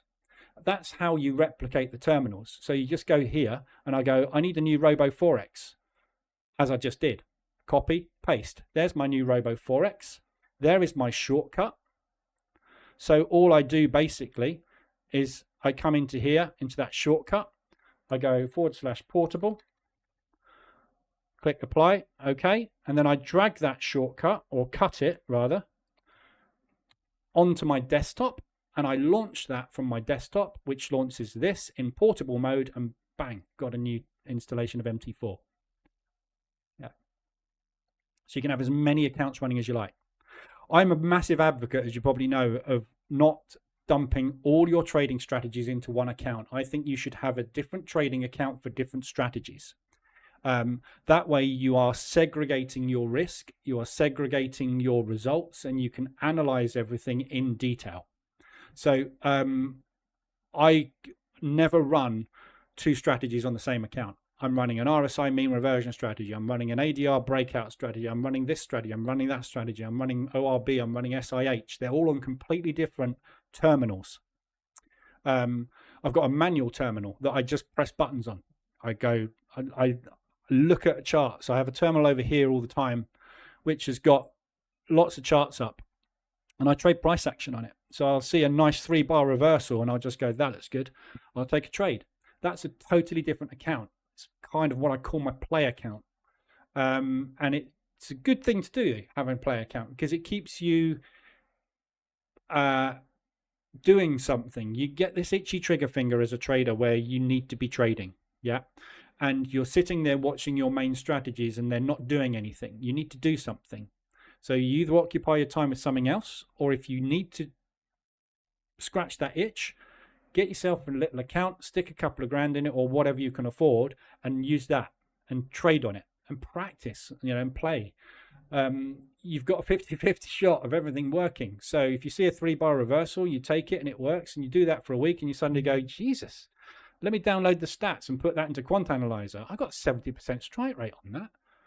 3-bar reversals are my thing. Who'd have known? Now you do, because you did it. But you can only do that if you've got a separate account running that has got no other data in it, so that you can analyze that data and figure out whether or not it works. Yeah. So that's why you should always segregate your trading. Apart from the fact that EAs, if you've got multiple EAs running of different strategies on the same account, as much as you try and get magic numbers unique, different whatever, they will at some point go wrong. Or it might use up too much leverage because you've got twice as many trades running or whatever. So keep everything separate, and that's how you do it. Multiple accounts. Right. Speeding up MT4, max bars in history. So options. You can see my auto trading is turned off. Very annoying. Why did it do that? That's because I changed my profile. So if you go into expert advisors, click allow automated trading. You've got these tick boxes which are all ticked as default, very annoyingly. Okay. And what this does is every time you switch trading accounts, it disables automated trading. Every time you change profiles, it disables automated trading. Every time you change a chart symbol or time frame, it disables automated trading. So turn that off, turn that off. If you're switching accounts, yes. If you switch from one account to another, you probably want to disable automated trading, because it's suddenly going to go, I've got no trades on, and it'll start trading. Yeah. But switching profiles is not something I do. I do not use the profile system at all, because it disables EAs. And as you know, I do 90% of my work automated. So that's where you set all of that up. I have mine set like that. I do not really change accounts on here. And the terminal that I have running here has the position trader EA on it in button only mode. So there's no automated trading running on my local terminal. All my automated trading is running on VPS. So I don't need to worry about that. Allow web requests. So for example, if you're using my products at the moment, you need a licensecheck.net in there. Little tip with this, whatever you type in there, yeah, if you click OK, it's not there. But I just typed it in. Okay, it's not there. You have to press the enter button, and then it will be there. It won't be there because it's not an HTTPS I put in. Yeah. There you go. So that is how you do it. You've got to press the enter button. Again, people don't know. If you double click, delete, and then click away, it stays there. Double click, delete, enter. Oh, Sorry, delete button. There you go. Even I don't know. I don't delete them. So there you go. So that's how that one works. You've got loads of stuff in here. The community is where you log into your MQL5 account. These are all the alerts, etc. FTP, don't use. This is if you've got some trade monitors allow FTP connections. Email alerts, if you want email alerts, you set them up in here. So people think that indicators send alerts. Indicators do not send alerts. Indicators trigger a line of code that says alert. How you have your alert set up is up to you. So most good EAs and indicators, when they trigger an alert, they will trigger all alerts: a pop-up or sound alert, an email alert, and a push alert. These are all set up in here. This is how you set up your push alerts. This is how you set up your email alerts. And you'll need to know your SMTP server logins and everything and all this sort of stuff. You can test it. And your notifications is your push alerts. And you get your MetaQuotes ID, which you basically get from in your MQL5 account. So this is how you set all your alerts up. I'm not going to go into it in detail. It's all on the web, how to do it all. But that's, some people like install the EAs or the indicator, mainly the market reverse alerts. They select push notifications and email notifications, get an alert, nothing happens. They email me and say, why is it not alerting? It's broken. It's not, you haven't set it up. How do I set it up? That's how you set it up. Yeah, but I'm not going to go through it in detail. It's pretty self-explanatory. You get these information from your, either from MQL5 or from your email provider. Automated trading we've gone through. Trading, symbol by default and size by default and deviation by default. I always have this set to last used, which means that basically when you go into one-click trading, that is whatever you last traded with. You can't have it working individually on each symbol. It doesn't seem to work that way. So I've never really bothered with it. But if you wanted to use a default of 1, you can do that. So it will automatically default to 1. So if you're using micros or something or minis, you want it set to 0.1, you can do all of that in there. One-click trading, that is basically being able to do that and then that. Yeah. Didn't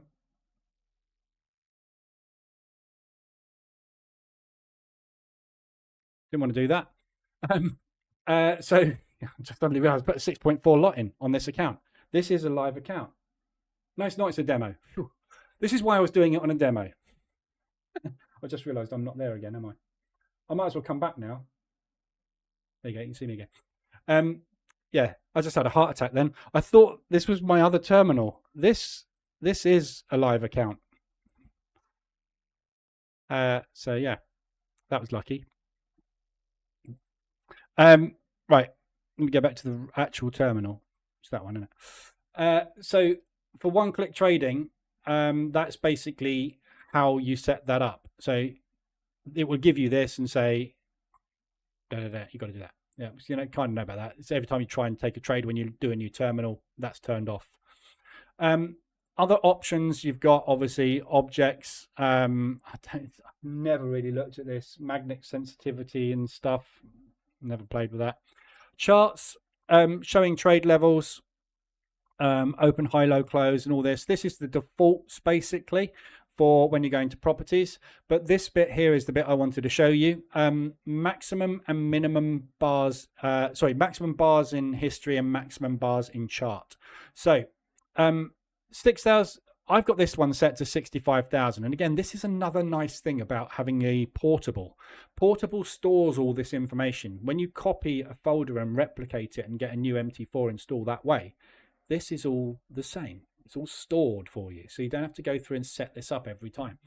It's kind of like a default MT4 installation. So get an MT4 install on portable mode, set it up exactly as you want it, and that is your default, and just keep replicating that and you'll get the same thing over and over again.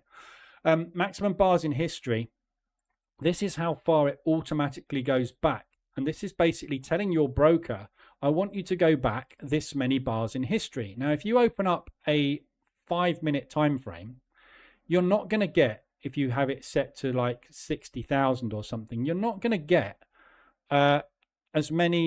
as much history loaded as if you go onto a daily time frame and it gets that many bars of days, that many days worth of history. Now, some brokers won't go back that far a lot of the time, but that is also always a good thing to do, is to make sure that is set at a decent level. I have mine set at 512,000 and 65,000. There's no right or wrong with it. That's just enough. And this is a problem people have when they download a new terminal. These are set very low. I don't actually know what they are as defaults, but quite often if you open up a new MT5, an MT4 terminal and go onto a 5-minute chart, you won't have 10 days worth of data, which means you cannot do an ADR 10 calculation, which means the EAs that use ADR calculations can't do the calculations, and you get this zero divide error where it can't trade. It's because there's no data.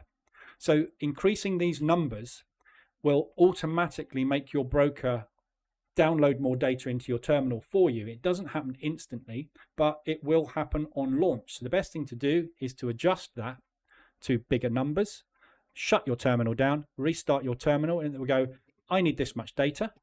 Have I got it? No, I'll go and grab it. And all of a sudden you'll see it starting to come in the experts or the journal. I'm not sure, one or the other. I think it's in the journal. It will suddenly show you it's downloading data. So that's how you get data down the easy way. That's pretty much it on those. History Center, you can download this. This is MT4 data, not broker data. I never use this. You can add other tick data in. I have never bothered with it because I use Tick Data Suite. For the 100 and something quid a year or whatever it cost me for Tick Data Suite to have a one-click install solution here, it's just brainless. You just do this. It's much easier. Yes, it costs a bit of money, but you know, it's 100 quid a year or so. It's nothing. Charts, you've got all sorts of stuff in there. I'm not going to go through anything in there. There's your indicators. Again, indicators and line drawings. It's just these are the ways to do everything with these buttons, or this you can do with these drop down menus. You just don't need them. Yeah, so everything's available automatically there for you. So yeah, that's pretty much it on that side of things. Data folder I've gone through.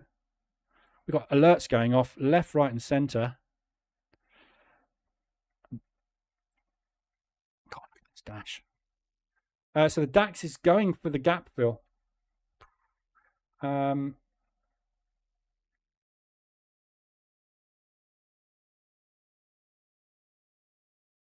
Market is trying to undo. Look at the pound US dollar. So that US dollar, where's the US dollar Swiss? And just look at that. And euro pound will tell us what yeah, dollar's getting absolutely destroyed. Absolutely destroyed. Just quickly check the news. PMI's just come out for the UK.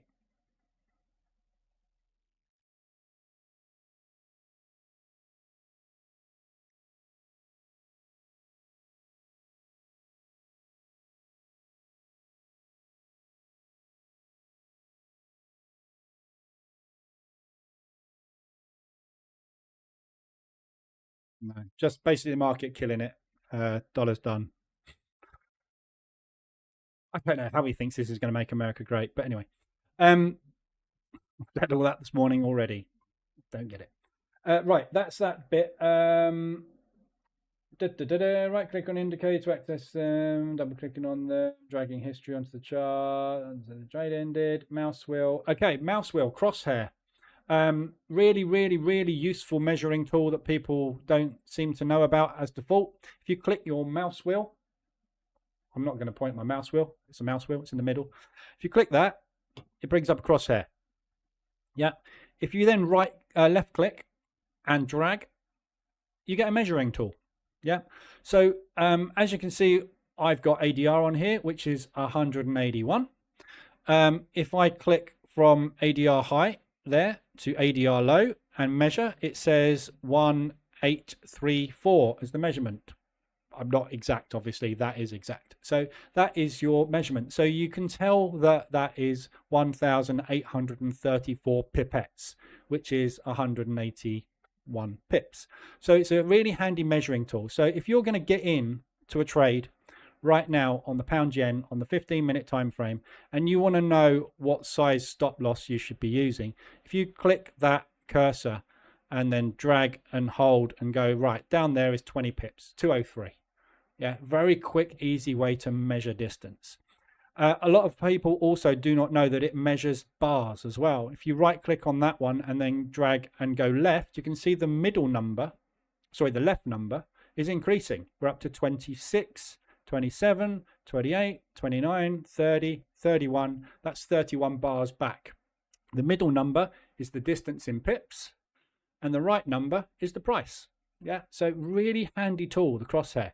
Just middle click mouse, and I use this all the time. So I will be on a chart and I'll go, right, how far is that? That's 138 pips. Just need to know what distances are for lot calculations and all that sort of thing. So very, very handy little tool. Terminal. So terminal is Control T on your keyboard if you want it. But visualization settings for indicators, I've done that. Portable, I've done that. Scaling and averaging, that's it. Okay. So that's everything I wanted to cover in terminal. Anybody got any questions? Anybody learnt anything? Anybody still there? So that is basically bog standard 101 MT4. All the important stuff. There's lots of other stuff it does. That's the important stuff. Also in terminal, the other thing, if ever you have any problems with indicators or EAs, or you want to know why a trade was taken, any information like that, if you go into your terminal, which is the one that's got the blue border down the left-hand side and lines on it, Control T, this is where you have your trades, your exposure, account history, the news, alerts, mailbox, etc., etc., the marketplace where you install all your EAs and stuff. Experts and journal tabs are very important. Any error messages that the terminal is sending you, or any information about trades or indicators, will either be in your experts tab or in your journals tab. Okay, so if ever you have a problem with anything, first thing you do is you go into your terminal and you go in experts and go, right, I've just had a problem with the support resistance propulsion indicator. It's got an array out of range error on it. Yep. So if you suddenly put an indicator on and it doesn't work, you can go, why didn't that work? Oh, there's a problem that I need to know about. Why is it not working? It's because of that. First thing to do is Google it. Yeah. Array out of range in an indicator. What's it telling you? It'll tell you basically that it's trying to do a calculation. It hasn't got enough data. That goes back to the problem we had earlier where it's not getting enough data. So you can go, rather than bother Lee about it, I'll go and download some data. But that is important. You need to know how to find information in your terminal.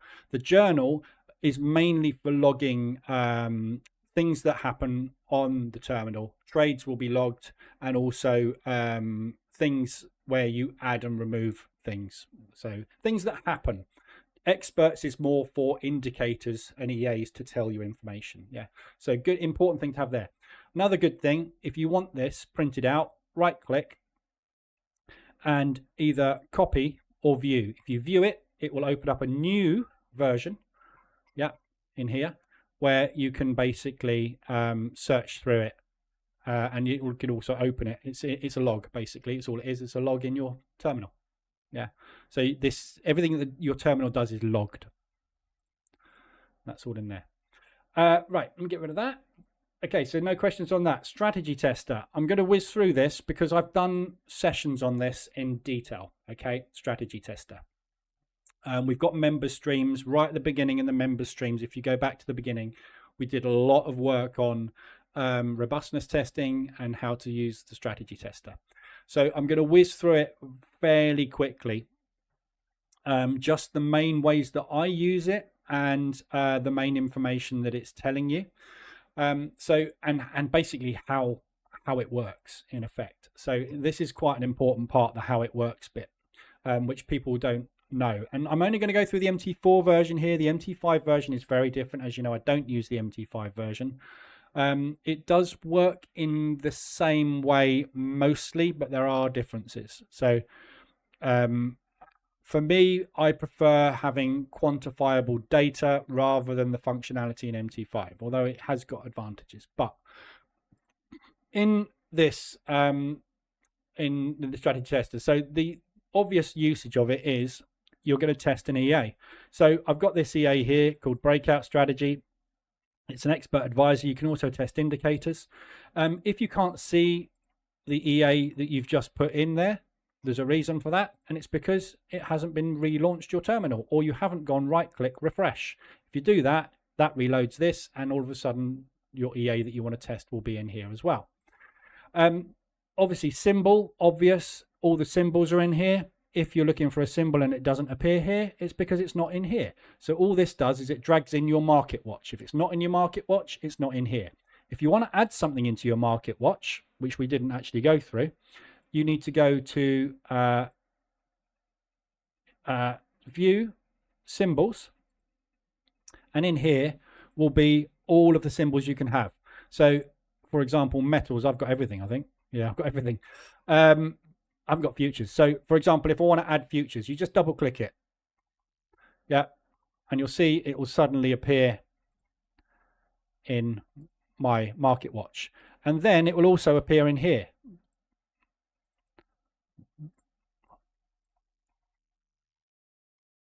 You do have to restart the terminal to get them to appear in there. So that is something you have got to do if you're adding symbols. Those are your obviously symbols that are available. So you just select whichever symbol you want. Testing is either done on tick, on control points, or on open prices. On tick works on tick data. So basically what this will do is it takes every single tick as it goes through, and it replicates that in the tester. If you use control points, what control points does is it takes whatever time frame you are using and it uses the time frame below it. So for example, on an M5 test, it will use the M1 time frame. If you are testing on M15, it will use the M5 time frame. If you are testing on hourly, it will use the M30 time frame. So it uses the next time frame down. Really handy for some tests. For other tests, virtually useless. If you have a strategy that uses pending orders, it has to be done on tick. You cannot use control points and you cannot use open prices. Although there's a caveat to that. If you can verify the results are similar, that's okay. But most of the time, anything that uses pending orders needs to be tested on tick. For control points, that is usually very similar results wise to every tick, depending on the time frame that you are testing on. So what I always do is I do a test on a time frame, for example, hourly time frame, yeah, and I run it over a short period. So in this case, I'm going to go with 2025 01 to 03. So I'm just doing a test for literally a couple of months. I'm not even sure this will take a trade. 200 ADR on Aussie US. I've got to redo the history file as well. What this will do is it will basically run a control points test. And what I do then is I go and get the results, which will be down in report, which you can't see behind my head there, but you go and get the report and it will give you all the details of the test. So it will give you how many trades were taken, the profit, etc., etc. What I then do is I rerun that test on tick level, okay, which will take a lot longer, and I compare the two results together. So if the control points test comes out with 250 trades and a profit of $500, for example, and a drawdown of 250, and then I do a tick level test, for the better word, and it comes out with 250 trades, and it comes out with $478 profit, and it comes out with negative $261 drawdown, that's not far off, is it? You got like less than a 10% deviation there. So I would say, right, okay, well, I'll do the tests on control points because it's 10 times plus faster to control point test. and I'm getting very similar results. If the results at tick level come out and it's done 370 trades, 1,478 and 2,610 drawdown, you know there's something very wrong. So you can't test on control points. Same with open prices. Yeah. So do the same thing with open prices. And open prices basically ignore all inter-candle price action. So it goes, I am going to start there, there, there, there, there, there, and those are the only data points. The testing is like that, instant. But if your EA has a trailing stop which works on tick, it will not do any trailing stops because it's only looking at that price and that price. It doesn't look at anything that happens in between. So open prices can only be used on certain EAs. And as it says here, fastest method to analyze the bar completed, only for EAs that explicitly control bar opening. What that means is it will only give accurate results if the EA just works once per bar. Okay, so all of the strategies that I develop, the vast majority of them, if you're not using trailing stops, mine all work on bar close because I am an advocate of closed price action. I'm not interested if 2 minutes into a 5-minute candlestick it looks like that, because when the candlestick's finished and painted, it looks like that. So you said that was bearish 2 minutes in. When the candle closed, it was massively bullish. I'm looking at what's happened when the price action is finished on the time period I'm measuring. Yeah. So I build everything when I can using open prices because for me, it's the most accurate way to trade. On tick, small time frames, yeah, there's an advantage in doing that.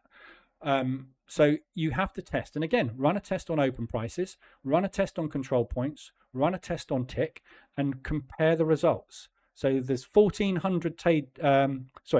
94 trades taken there with a negative 1331 return. It's totally wrong time frame for this strategy, which is why it's given a negative. If I run it now on tick, so there's that 94 and minus 1331. If I run it on tick, I need to compare those results. That was the results I got on control points. So we'll just quickly run that because it's only going to take a few minutes because it's a few seconds rather.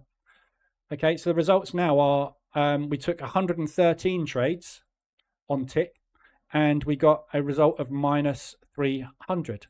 Yeah, massive deviation. $1,000 difference in drawdown, and we took an extra 20 odd trades. Yeah, so we cannot use control points. We have to use on tick because the on tick data is totally different. If these were similar, I'd say test on control points. The reason I know this is going to be different on this one is because this EA uses 5-minute time frame entries with trailing stops working on 1-minute breaks. Yeah, so every 1 minute it analyzes the market, decides whether it should close out full or partial trades, and it also analyzes whether it should apply a trailing stop. On control points, on the hourly time frame, I'm using a 30-minute chart. I'm missing 30 minutes worth of information from my test. It's never going to give me the same result. Okay, so that's an important thing to do. With any EA you build yourself, you buy from me or from anybody else, or you test from me or from anybody else, test it on all three methods. This one, open prices, will test in seconds. This one will test in minutes. This one could take hours. But the more accurate, obviously, the better. So always every tick is going to be better than anything else. But if you test every tick and control points and they're close, spend all the time on control points and then verify the sets that you're testing on tick level at a later stage because you can get way more testing done. Time frame period is obvious.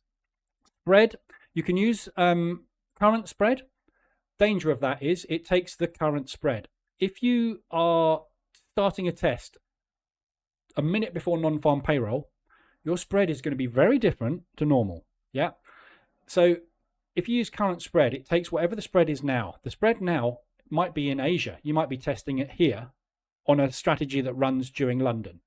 You're not going to get the same results. So use a spread that is comparable to what you get on that instrument the vast majority of the time. So if your spread, and you can obviously find that information, look in here. Yeah, if your spread on the pound US dollar is 0 to 1, stick it on 2. That's the worst case scenario. Yeah, you can't put it on anything less. If your spread is 7 on New Zealand dollar yen, use 5, maybe 10. Yeah, so pick something around about that level. Okay. Sorry, got to go. Thanks for the live. No problem. You can watch the rest of the replay if you want to. I'm nearly finished anyway. Yeah, just pick a spread that is comparable, basically, to what you're going to be getting from your broker. Obviously, expert properties brings up all the inputs. Symbol properties just shows you all the information about it. Modify expert, if you've got a source code for an EA, that will open up the editor. Time frames, always use a time frame. If you have that set to not use date, what it will do is it will use the oldest data available, and there will be no pre-data. Yep. So if you're using anything that calculates on ADR 10, yep, and you start your test like this, it will go and it will stop working. It won't test because it cannot do a calculation on ADR 10 for your lot sizing because you haven't given it 10 days worth of data. So wherever your oldest data point is, always move on from that. Yeah. So I always use a date. And if you want to know what the oldest date is on your broker, you can uncheck this scroll here and hit the home button, and it will take you back to the oldest date that you have available. You can load in more data actually by dragging like this. Your broker will load more, but this goes back to January 25, this terminal. Yeah. So if you're using tick data, it doesn't matter because you've got an unlimited amount of tick data. Basically, you've got basically back to decades, so it's irrelevant. But always test using a period because you're going to need an out of sample period as well to test on once you've verified or developed a strategy. Obviously, testing in non-visual mode is way faster than visual mode. If you use visual mode, obviously it has to draw the indicators, it has to draw the chart, it has to do all the graphic stuff, it has to plot everything here, and you know that is a lot slower than if you were to do it when in non-visual mode. Another little tip, when you do a test, as you can see, this chart here is like it is. In the tester, you can set the template to use in the tester. So if I set this here now as the template called tester, okay, and that's what you do to make the tester template, is just call it tester. Just overwrite that one. When I do a new test now, it will use that template in the tester. Okay, so if there's specific indicators, EAs, or settings that you want, this will probably crash because I know it's loading the ADR, it's loading all the data in, but a lot of these indicators might not work. Yeah, it won't work. But basically, you can see it's loaded that template. So if you want a totally blank tester template, which I haven't actually got now, have I? I'd need to take off all of the indicators because that blank one isn't actually blank, is it? Quite annoying. Let's go to an ADX. And actually, I'll tell you what I'll do. Let's just go to that one and we'll remove all the indicators. Oh, there's loads of them. So I'm just going to create a blank template here.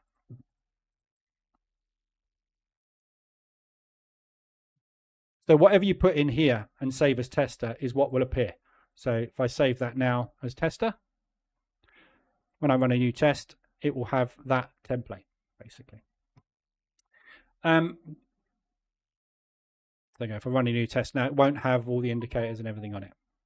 Under the expert properties on the testing tab, how does the optimization parameters work? That's what I'm going to do next. So there you go. So there's templates. So when you're in your expert properties, two things to bear in mind on this. Okay. Your initial deposit, set that up to whatever you're going to be using as your account size. If you are trading on a $5,000 account, there's no point in doing a test on a $100,000 account. Yeah. Test on what you're testing on. Get a realistic response to the actual real life scenario. You can choose the currencies obviously available. Bear in mind your broker might not allow you to have some of those currencies. But so that's where you put your initial deposit under the testing. Optimization parameters. So there's two ways to work. This is only for genetic algorithm. Okay, so the way that this works is the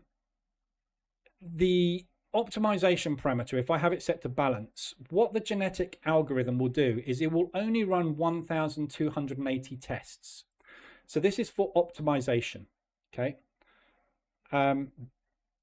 What the hell is that?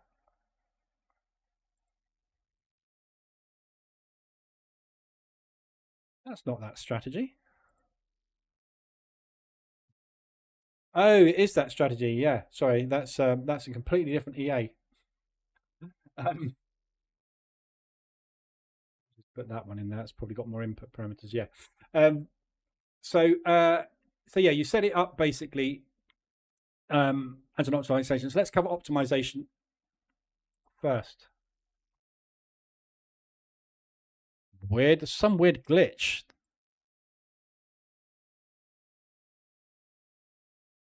That's some weird glitch going on there. I don't know what that is. Oh no, sorry, I'm going to optimization. Sorry, been a long morning. Right, so inputs first.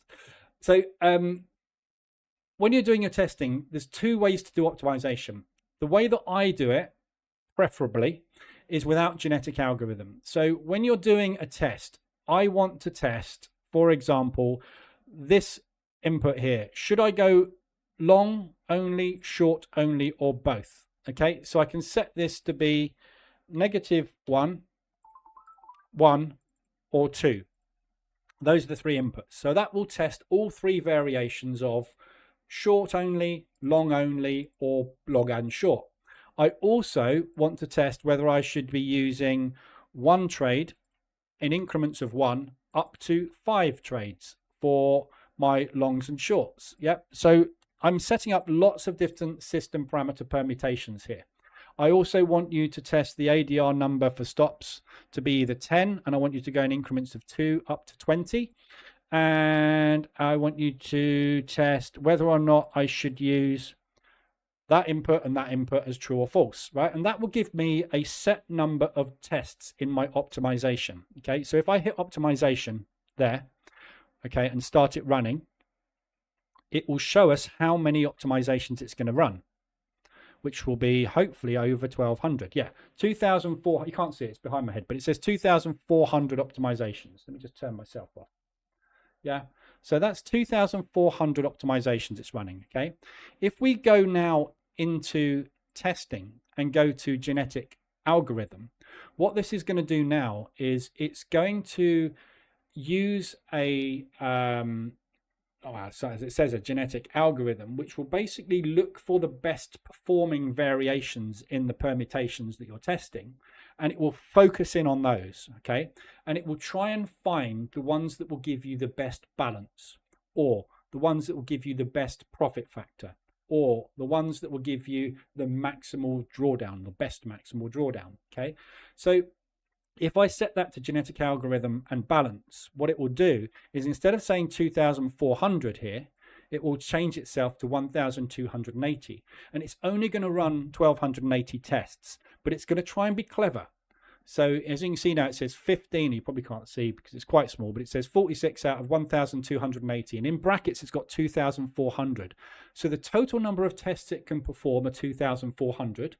But it's only going to perform 1,280 of them. And when it finds something that works, it's going to focus in on that. And then it's going to try different variations of that variation of the strategy. So rather than running all 2,400 variations, it will go, I'll run 1, it's a negative.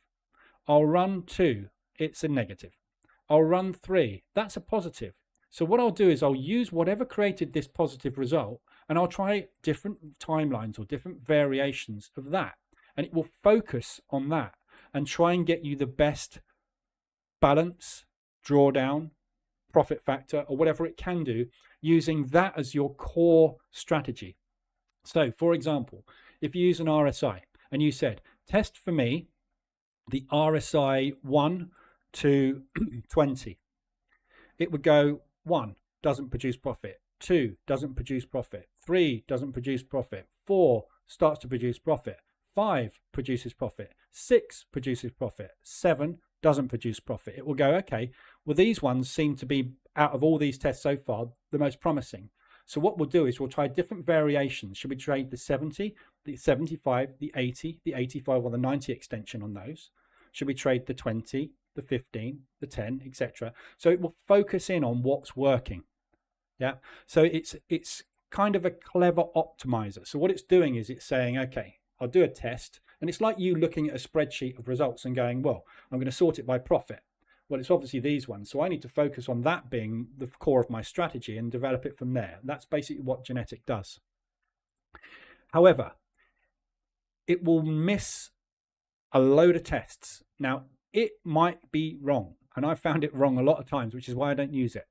I use it for speed sometimes. If I want to test 20,000 variations of a strategy, I'll use genetic sometimes to start with to narrow it down to this looks like this is better. But I will still want to do all that other testing to verify for myself. So if it gets down a path and it goes, right, this is where I'm going, and the next 2 tests on were 10 times better, it won't perform them. So use it as a kind of backup, if you like, rather have not turned on, if you like, and then that becomes irrelevant. Optimization, you can set minimums and maximums in here for it to discount. So when you get your results in here, optimization results, you should have skip useless results ticked as true by default. I untick that because I want to see all the negative results. I want to see the blown accounts. I want to see everything that drew down and never recovered. I want to see everything because I want to see why these results are bad. Yeah. If every negative result is using a multiplier of 2 martingale and every positive result is using a multiplier of 1.2 or lower, that tells me that I will not be using that. This is an extreme. I would never use that anyway, but that's what it's telling me. If I do a test and a trailing stop of 5% of ADR always produces a negative result, anything above a 15% of ADR trailing stop always produces a positive result, I need to know. If you do a test of 2,000 results and you have that skip useless results ticked, it will never show you a negative. So you could run 2,000 tests and only get 10 results in here, but you don't know why you've only got 10 results. So that needs to be unchecked. Yeah. So you want to see the lot. I want to see everything. I want to see the crap and the good, because that helps me develop the strategy. I know that that doesn't work, so I know not to focus on it. But if I just get 10 results back, I go, okay, well, I can only use these 10. That's no good. 2,000 of those are probably shit. You've got to know they're crap so that you don't start wasting your time on stuff that's not going to pan out for you. So these in here are filters. So you could say anything that has a maximal drawdown on my account of 70 or higher, I don't want to know about it. So you can change that to 50. Yeah, again, you make sure you hit the enter button, otherwise it doesn't enter that number. You can change that to that and say, right, I don't want to see anything that has got more than 50% drawdown. I never use this, okay, because I want to see everything. I need to see all the results. I want the full picture so I can model everything that doesn't work. Because half the battle of trading is finding out what doesn't work. If you can eliminate everything that doesn't work, you're left with what works. If using a 0.05% trailing stop never works, you don't use it, right? If there's a load of results that do work, so for example, we had that conversation the other day about the opening range breakout, we should use an offset. I've used loads of offsets, and do you know what the difference is? They all work. So if they all work, what's the point in picking one? They all work. Just don't use one. Yeah. The reason I know that is because I tested every offset available.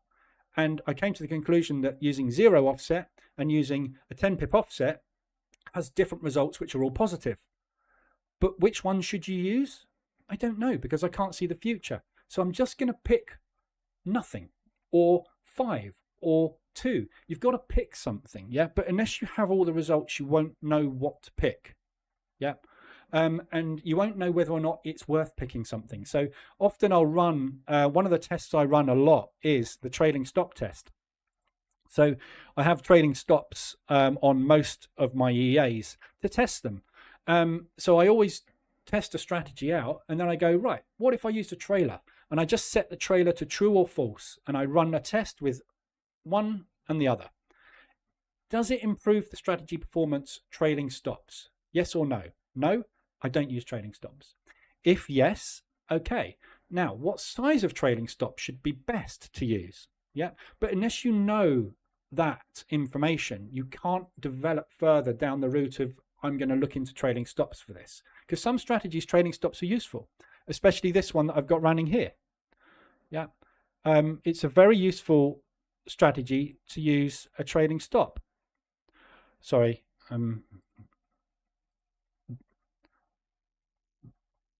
this is the live account, so I'm just making sure I bank. So I should be watching this. It's good job I looked at that. So yeah, I know that this strategy benefits from trailing stops because it's scalping breakouts. So what it needs to do is, if that breakout starts, we need to check every minute if we've had a propulsion move. If we've had a propulsion move, I'm taking the risk off because I've bought myself distance. If I don't get distance, I don't use a trailer. And I've done system parameter permutation testing of thousands of trailing stop models on this to find out what the best type of trailing stop to use is. And there are loads of them. So I've picked one. But the only reason I know that is because I got information on all the trailing stops that don't work. Yeah. So you've got to get all of that data in your research. Let me just put myself back on. What's the time? 10:13. There we go. So this has been a long session. So that's the strategy tester. That's really all you need to know in the strategy tester. Optimization we've gone through. I'm not going to go through it in detail, but running system parameter permutation tests is the most important thing you can do in trading. Yeah. Forget learning stuff. Test it. Yeah. You've got to have automation in your trading because manual testing takes forever. Parameter permutation testing in the back tester takes a long time, but it gives you everything you need to know about whether or not you need to pursue a strategy. So when you're going and learning new strategies, if there's any kind of automation on that strategy, test it all, because this will tell you within hours whether or not you should be spending any more time on a strategy. And if you should be spending more time on a strategy, you can see that you can easily invest time in it by using the strategy tester to test different permutations of the strategy to find out what's best to use. Yeah. So it's an incredibly important part of trading and something everybody has to do, basically. You don't have to build your own EAs, but every EA that you get, you need to test all the variations of that strategy. Yeah. So it's obviously a key point, which is why we spent 5 days pretty much talking about it at the beginning of the member streams. That's it. So any other questions on anything in MT4 that you think I may not have covered? That is basically my entire knowledge of MT4. 90% of that is transferable into MT5. It does the same thing. Yeah. So that's all the shortcuts, all the tricks, all the tips, all the important stuff that you need to know. If it isn't there, I don't think you need to know it. So any questions? Is there anybody awake still? It's 2 hours into this. You've done very well if you're still here and you're still awake. Let's have a look at this dollar.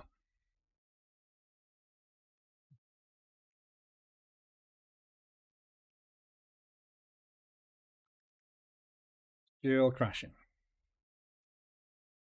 225. All out of order, which is really annoying. What's the pound US dollar? Yeah, pound US dollar. It's pretty much 300 ADR. What's a quarter of an ADR? 20. Yeah, 250 ADR. Euro US dollar. We are 80. We are nearly 300 ADR on the euro US dollar. US dollar yen 225. US dollar CAD 250. What's the Swissy? Because the Swissy's been weak, so the US dollar Swiss might actually be pulling back. Yeah, so US dollar Swiss is pulling back because we've got, that's Euro Swiss, sorry. No, it's not. Oh, blimey. I thought we'd have a weak Swiss. Yeah, so that's 300 ADR, isn't it? That's 225 ADR. Sorry, that's not, I'm getting that calculation wrong. So the downside, 225 ADR plus 80. That's 450 ADR. 450% of ADR. This is the death of the dollar you're witnessing.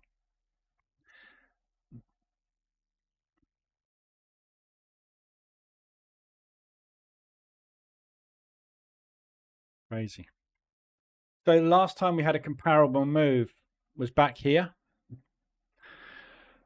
We haven't had a move like this since then. So, I mean, this move's not over. We're not even at lunchtime yet. The US hasn't even opened. So don't forget, everybody in America is asleep right now.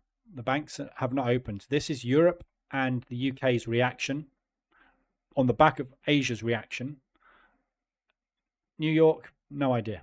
So just measuring, I'm just eyeballing the biggest candle I can see. When was that? August 24. Don't know what that was, but we got a move on August 24 of 1627. So far today, we've done 1870. So this is the biggest day we've had in obviously the last year, pretty much.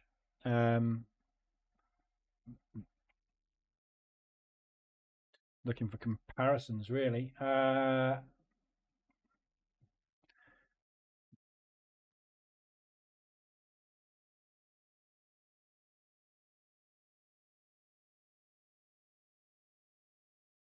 know you can't really compare this. Just going back to COVID. I mean, this is comparable potentially to what we saw in COVID. This is a new world order starting at the minute. So that was COVID. No, that's 2022. Sorry, that was the interest rates. There's COVID. So the biggest day we had in COVID, when we really knew what was going on, was 6/9/10.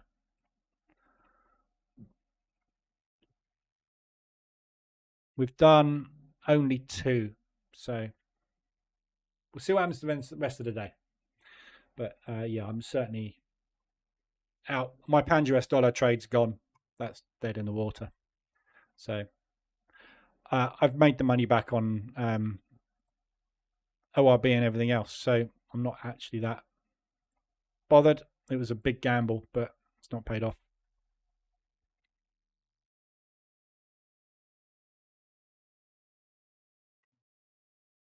Right, that's it for today. All done.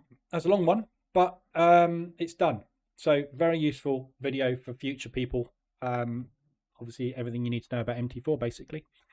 If you've got any questions that you forget, fire away in Discord in the members stream, and I can answer them there.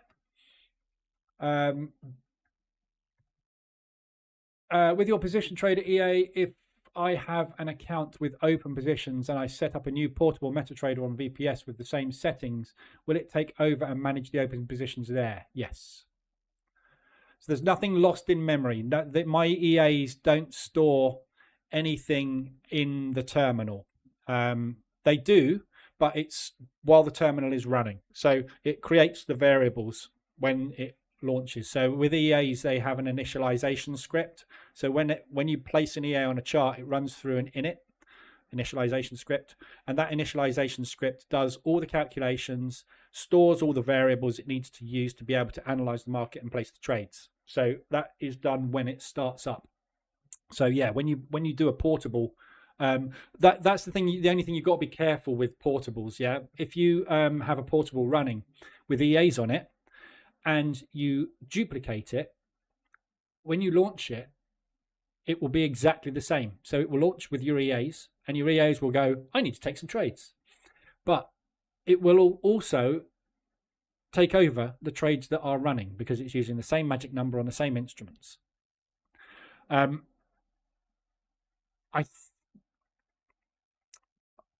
got a feeling, I'm not 100% on this. I can't remember.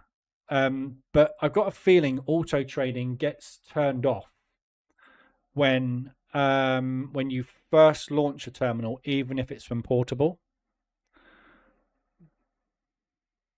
But you'd have to check that. So, but yeah, everything is stored, which is why it's such a good thing to do. And the reason I started doing it was because when I go on holiday, when I wasn't using VPSs as much, when I was trading ORB more, when I went on holiday, I needed to take my my terminals away with me. So it's just pick them up, plunk them on the laptop, launch them, done. Fantastic. And especially for VPSs, it's really good. So if you launch a virtual terminal anywhere, and your VPS, if you make sure all the installations on your VPS are portables, when you switch VPS provider or you get your own box or whatever, you can basically just drag those folders onto the new VPS, launch them, and there's nothing to do. They are just working. So yeah, it's a very good it's a good thing to do. I do it with all my terminals now. I don't have any that don't run in portable mode. Haven't for years. Chris, still here, but I'm running slightly behind. That's okay. You probably won't see this. I'll probably have gone by the time you get to this comment. That's weird. This is time travel we're talking about. I don't understand it. But yeah, we'll see. Let's have a quick look at the news before I go. See if anything else is happening. So UK PMI is down. That's good. The negative news, not interested. The pound's just going to go. The only person that loses in this thing that he's done is America. They are the only loser here. Unbelievable. Can you imagine? I don't know where you guys all live, but if the leader of your country did this, you would be livid. And I do not know why nobody is saying anything. Why are they not going, what are you doing?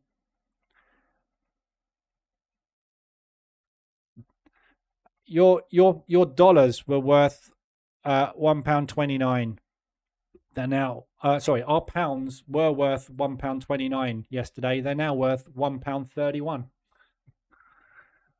because of what he said. That is not making America great. Yeah, it doesn't take a rocket scientist to look at the stock market and go, that isn't helping. Look at the gap. I mean, look at that gap on the Nasdaq. We had a gap there. I'm not sure what that gap was there, but we had quite a big gap there, and we had a fairly big gap there. But look at the size of that gap compared to the size of that gap, and that's a big gap. That's a monthly gap. Yeah, that's Christmas. Yeah, so that's December. Market closed for days and then reopening. That's all we get. This is overnight. So I don't think we're going to get there. I think this is a gap, what they call a gap and go, which is a off. But we'll see. I don't know. You know, no one can turn around and tell me what this is going to do because no one's ever done this before. So, but you can see the stock markets are not happy. There's only one loser in this, and it's America and every business in America. But unfortunately, every business worldwide, also every business in Germany that manufactures 90% of the cars, they're all stuffed. Scotch whiskey. If you're an American and you love Scotch, unlucky. It's just gone up by 20% or something. And if we decide to put reciprocal tariffs back, it's going to go up by the same amount again, whatever it is. It's minimum of 10%, isn't it? If you like, Morgan cars, Land Rovers, Range Rovers. Yeah, Americans love a Range Rover. Rolls Royces, all the rich people. Nope, not anymore. They're now, I think, 35%, aren't they? Because it's 25% on the cars and then 10% flat. But we haven't worked out whether that 10% flat is on top of whatever the other extra tariffs are. So whether it's 25 or 35 on cars. I think it might still be 25. But yeah, imagine paying 25% more for a Rolls Royce, which is already costing you God knows what. Absolute mayhem, isn't it? But we will see. Certainly looking healthy, is it?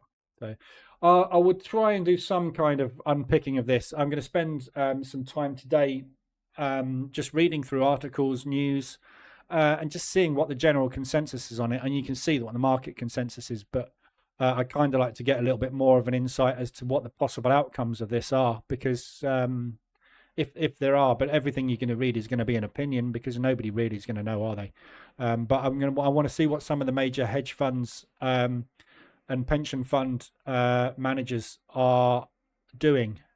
We know they're jumping out of stocks, that's evident, but where are they putting it? That's the question. So it seems that they're pulling stocks, they're pulling US investment, and they're pushing out. But it's where they're more likely to now put that currency and put that investment. That's the thing we need to know, because and whether it's short or long term view, Trump could come out tomorrow, as he did with Canada, and say, tell you what, this was probably a bad idea, and the whole thing will just flip flop back. But I mean, it's a hell of a ballsy move if that's what he's planning, isn't it? So ORBs today, no winners on the ORBs. I'm not surprised. We only had those two trades at the open, and it was whippy. So we'll see what happens in the US session. I am going to trade the US this afternoon, because I think we're going to have a fair bit of movement this afternoon. Profitable trades across the board. So all the lot multiplication systems will have reset. So it's all low risk today. So I'm going to have a crack at the open today. No trades at all on SIH. Fun. So yeah, any questions, let me know. I'll be in Discord today. And yeah, back tomorrow. And tomorrow we'll see if we can unpick this. All right. So have a good day. Trade safe, trade small today. Make it a fun day. Don't make it a pain day. Don't know what's going to happen. So yeah, see how you get on, and good luck. All right, I'll see you tomorrow. Have a good day.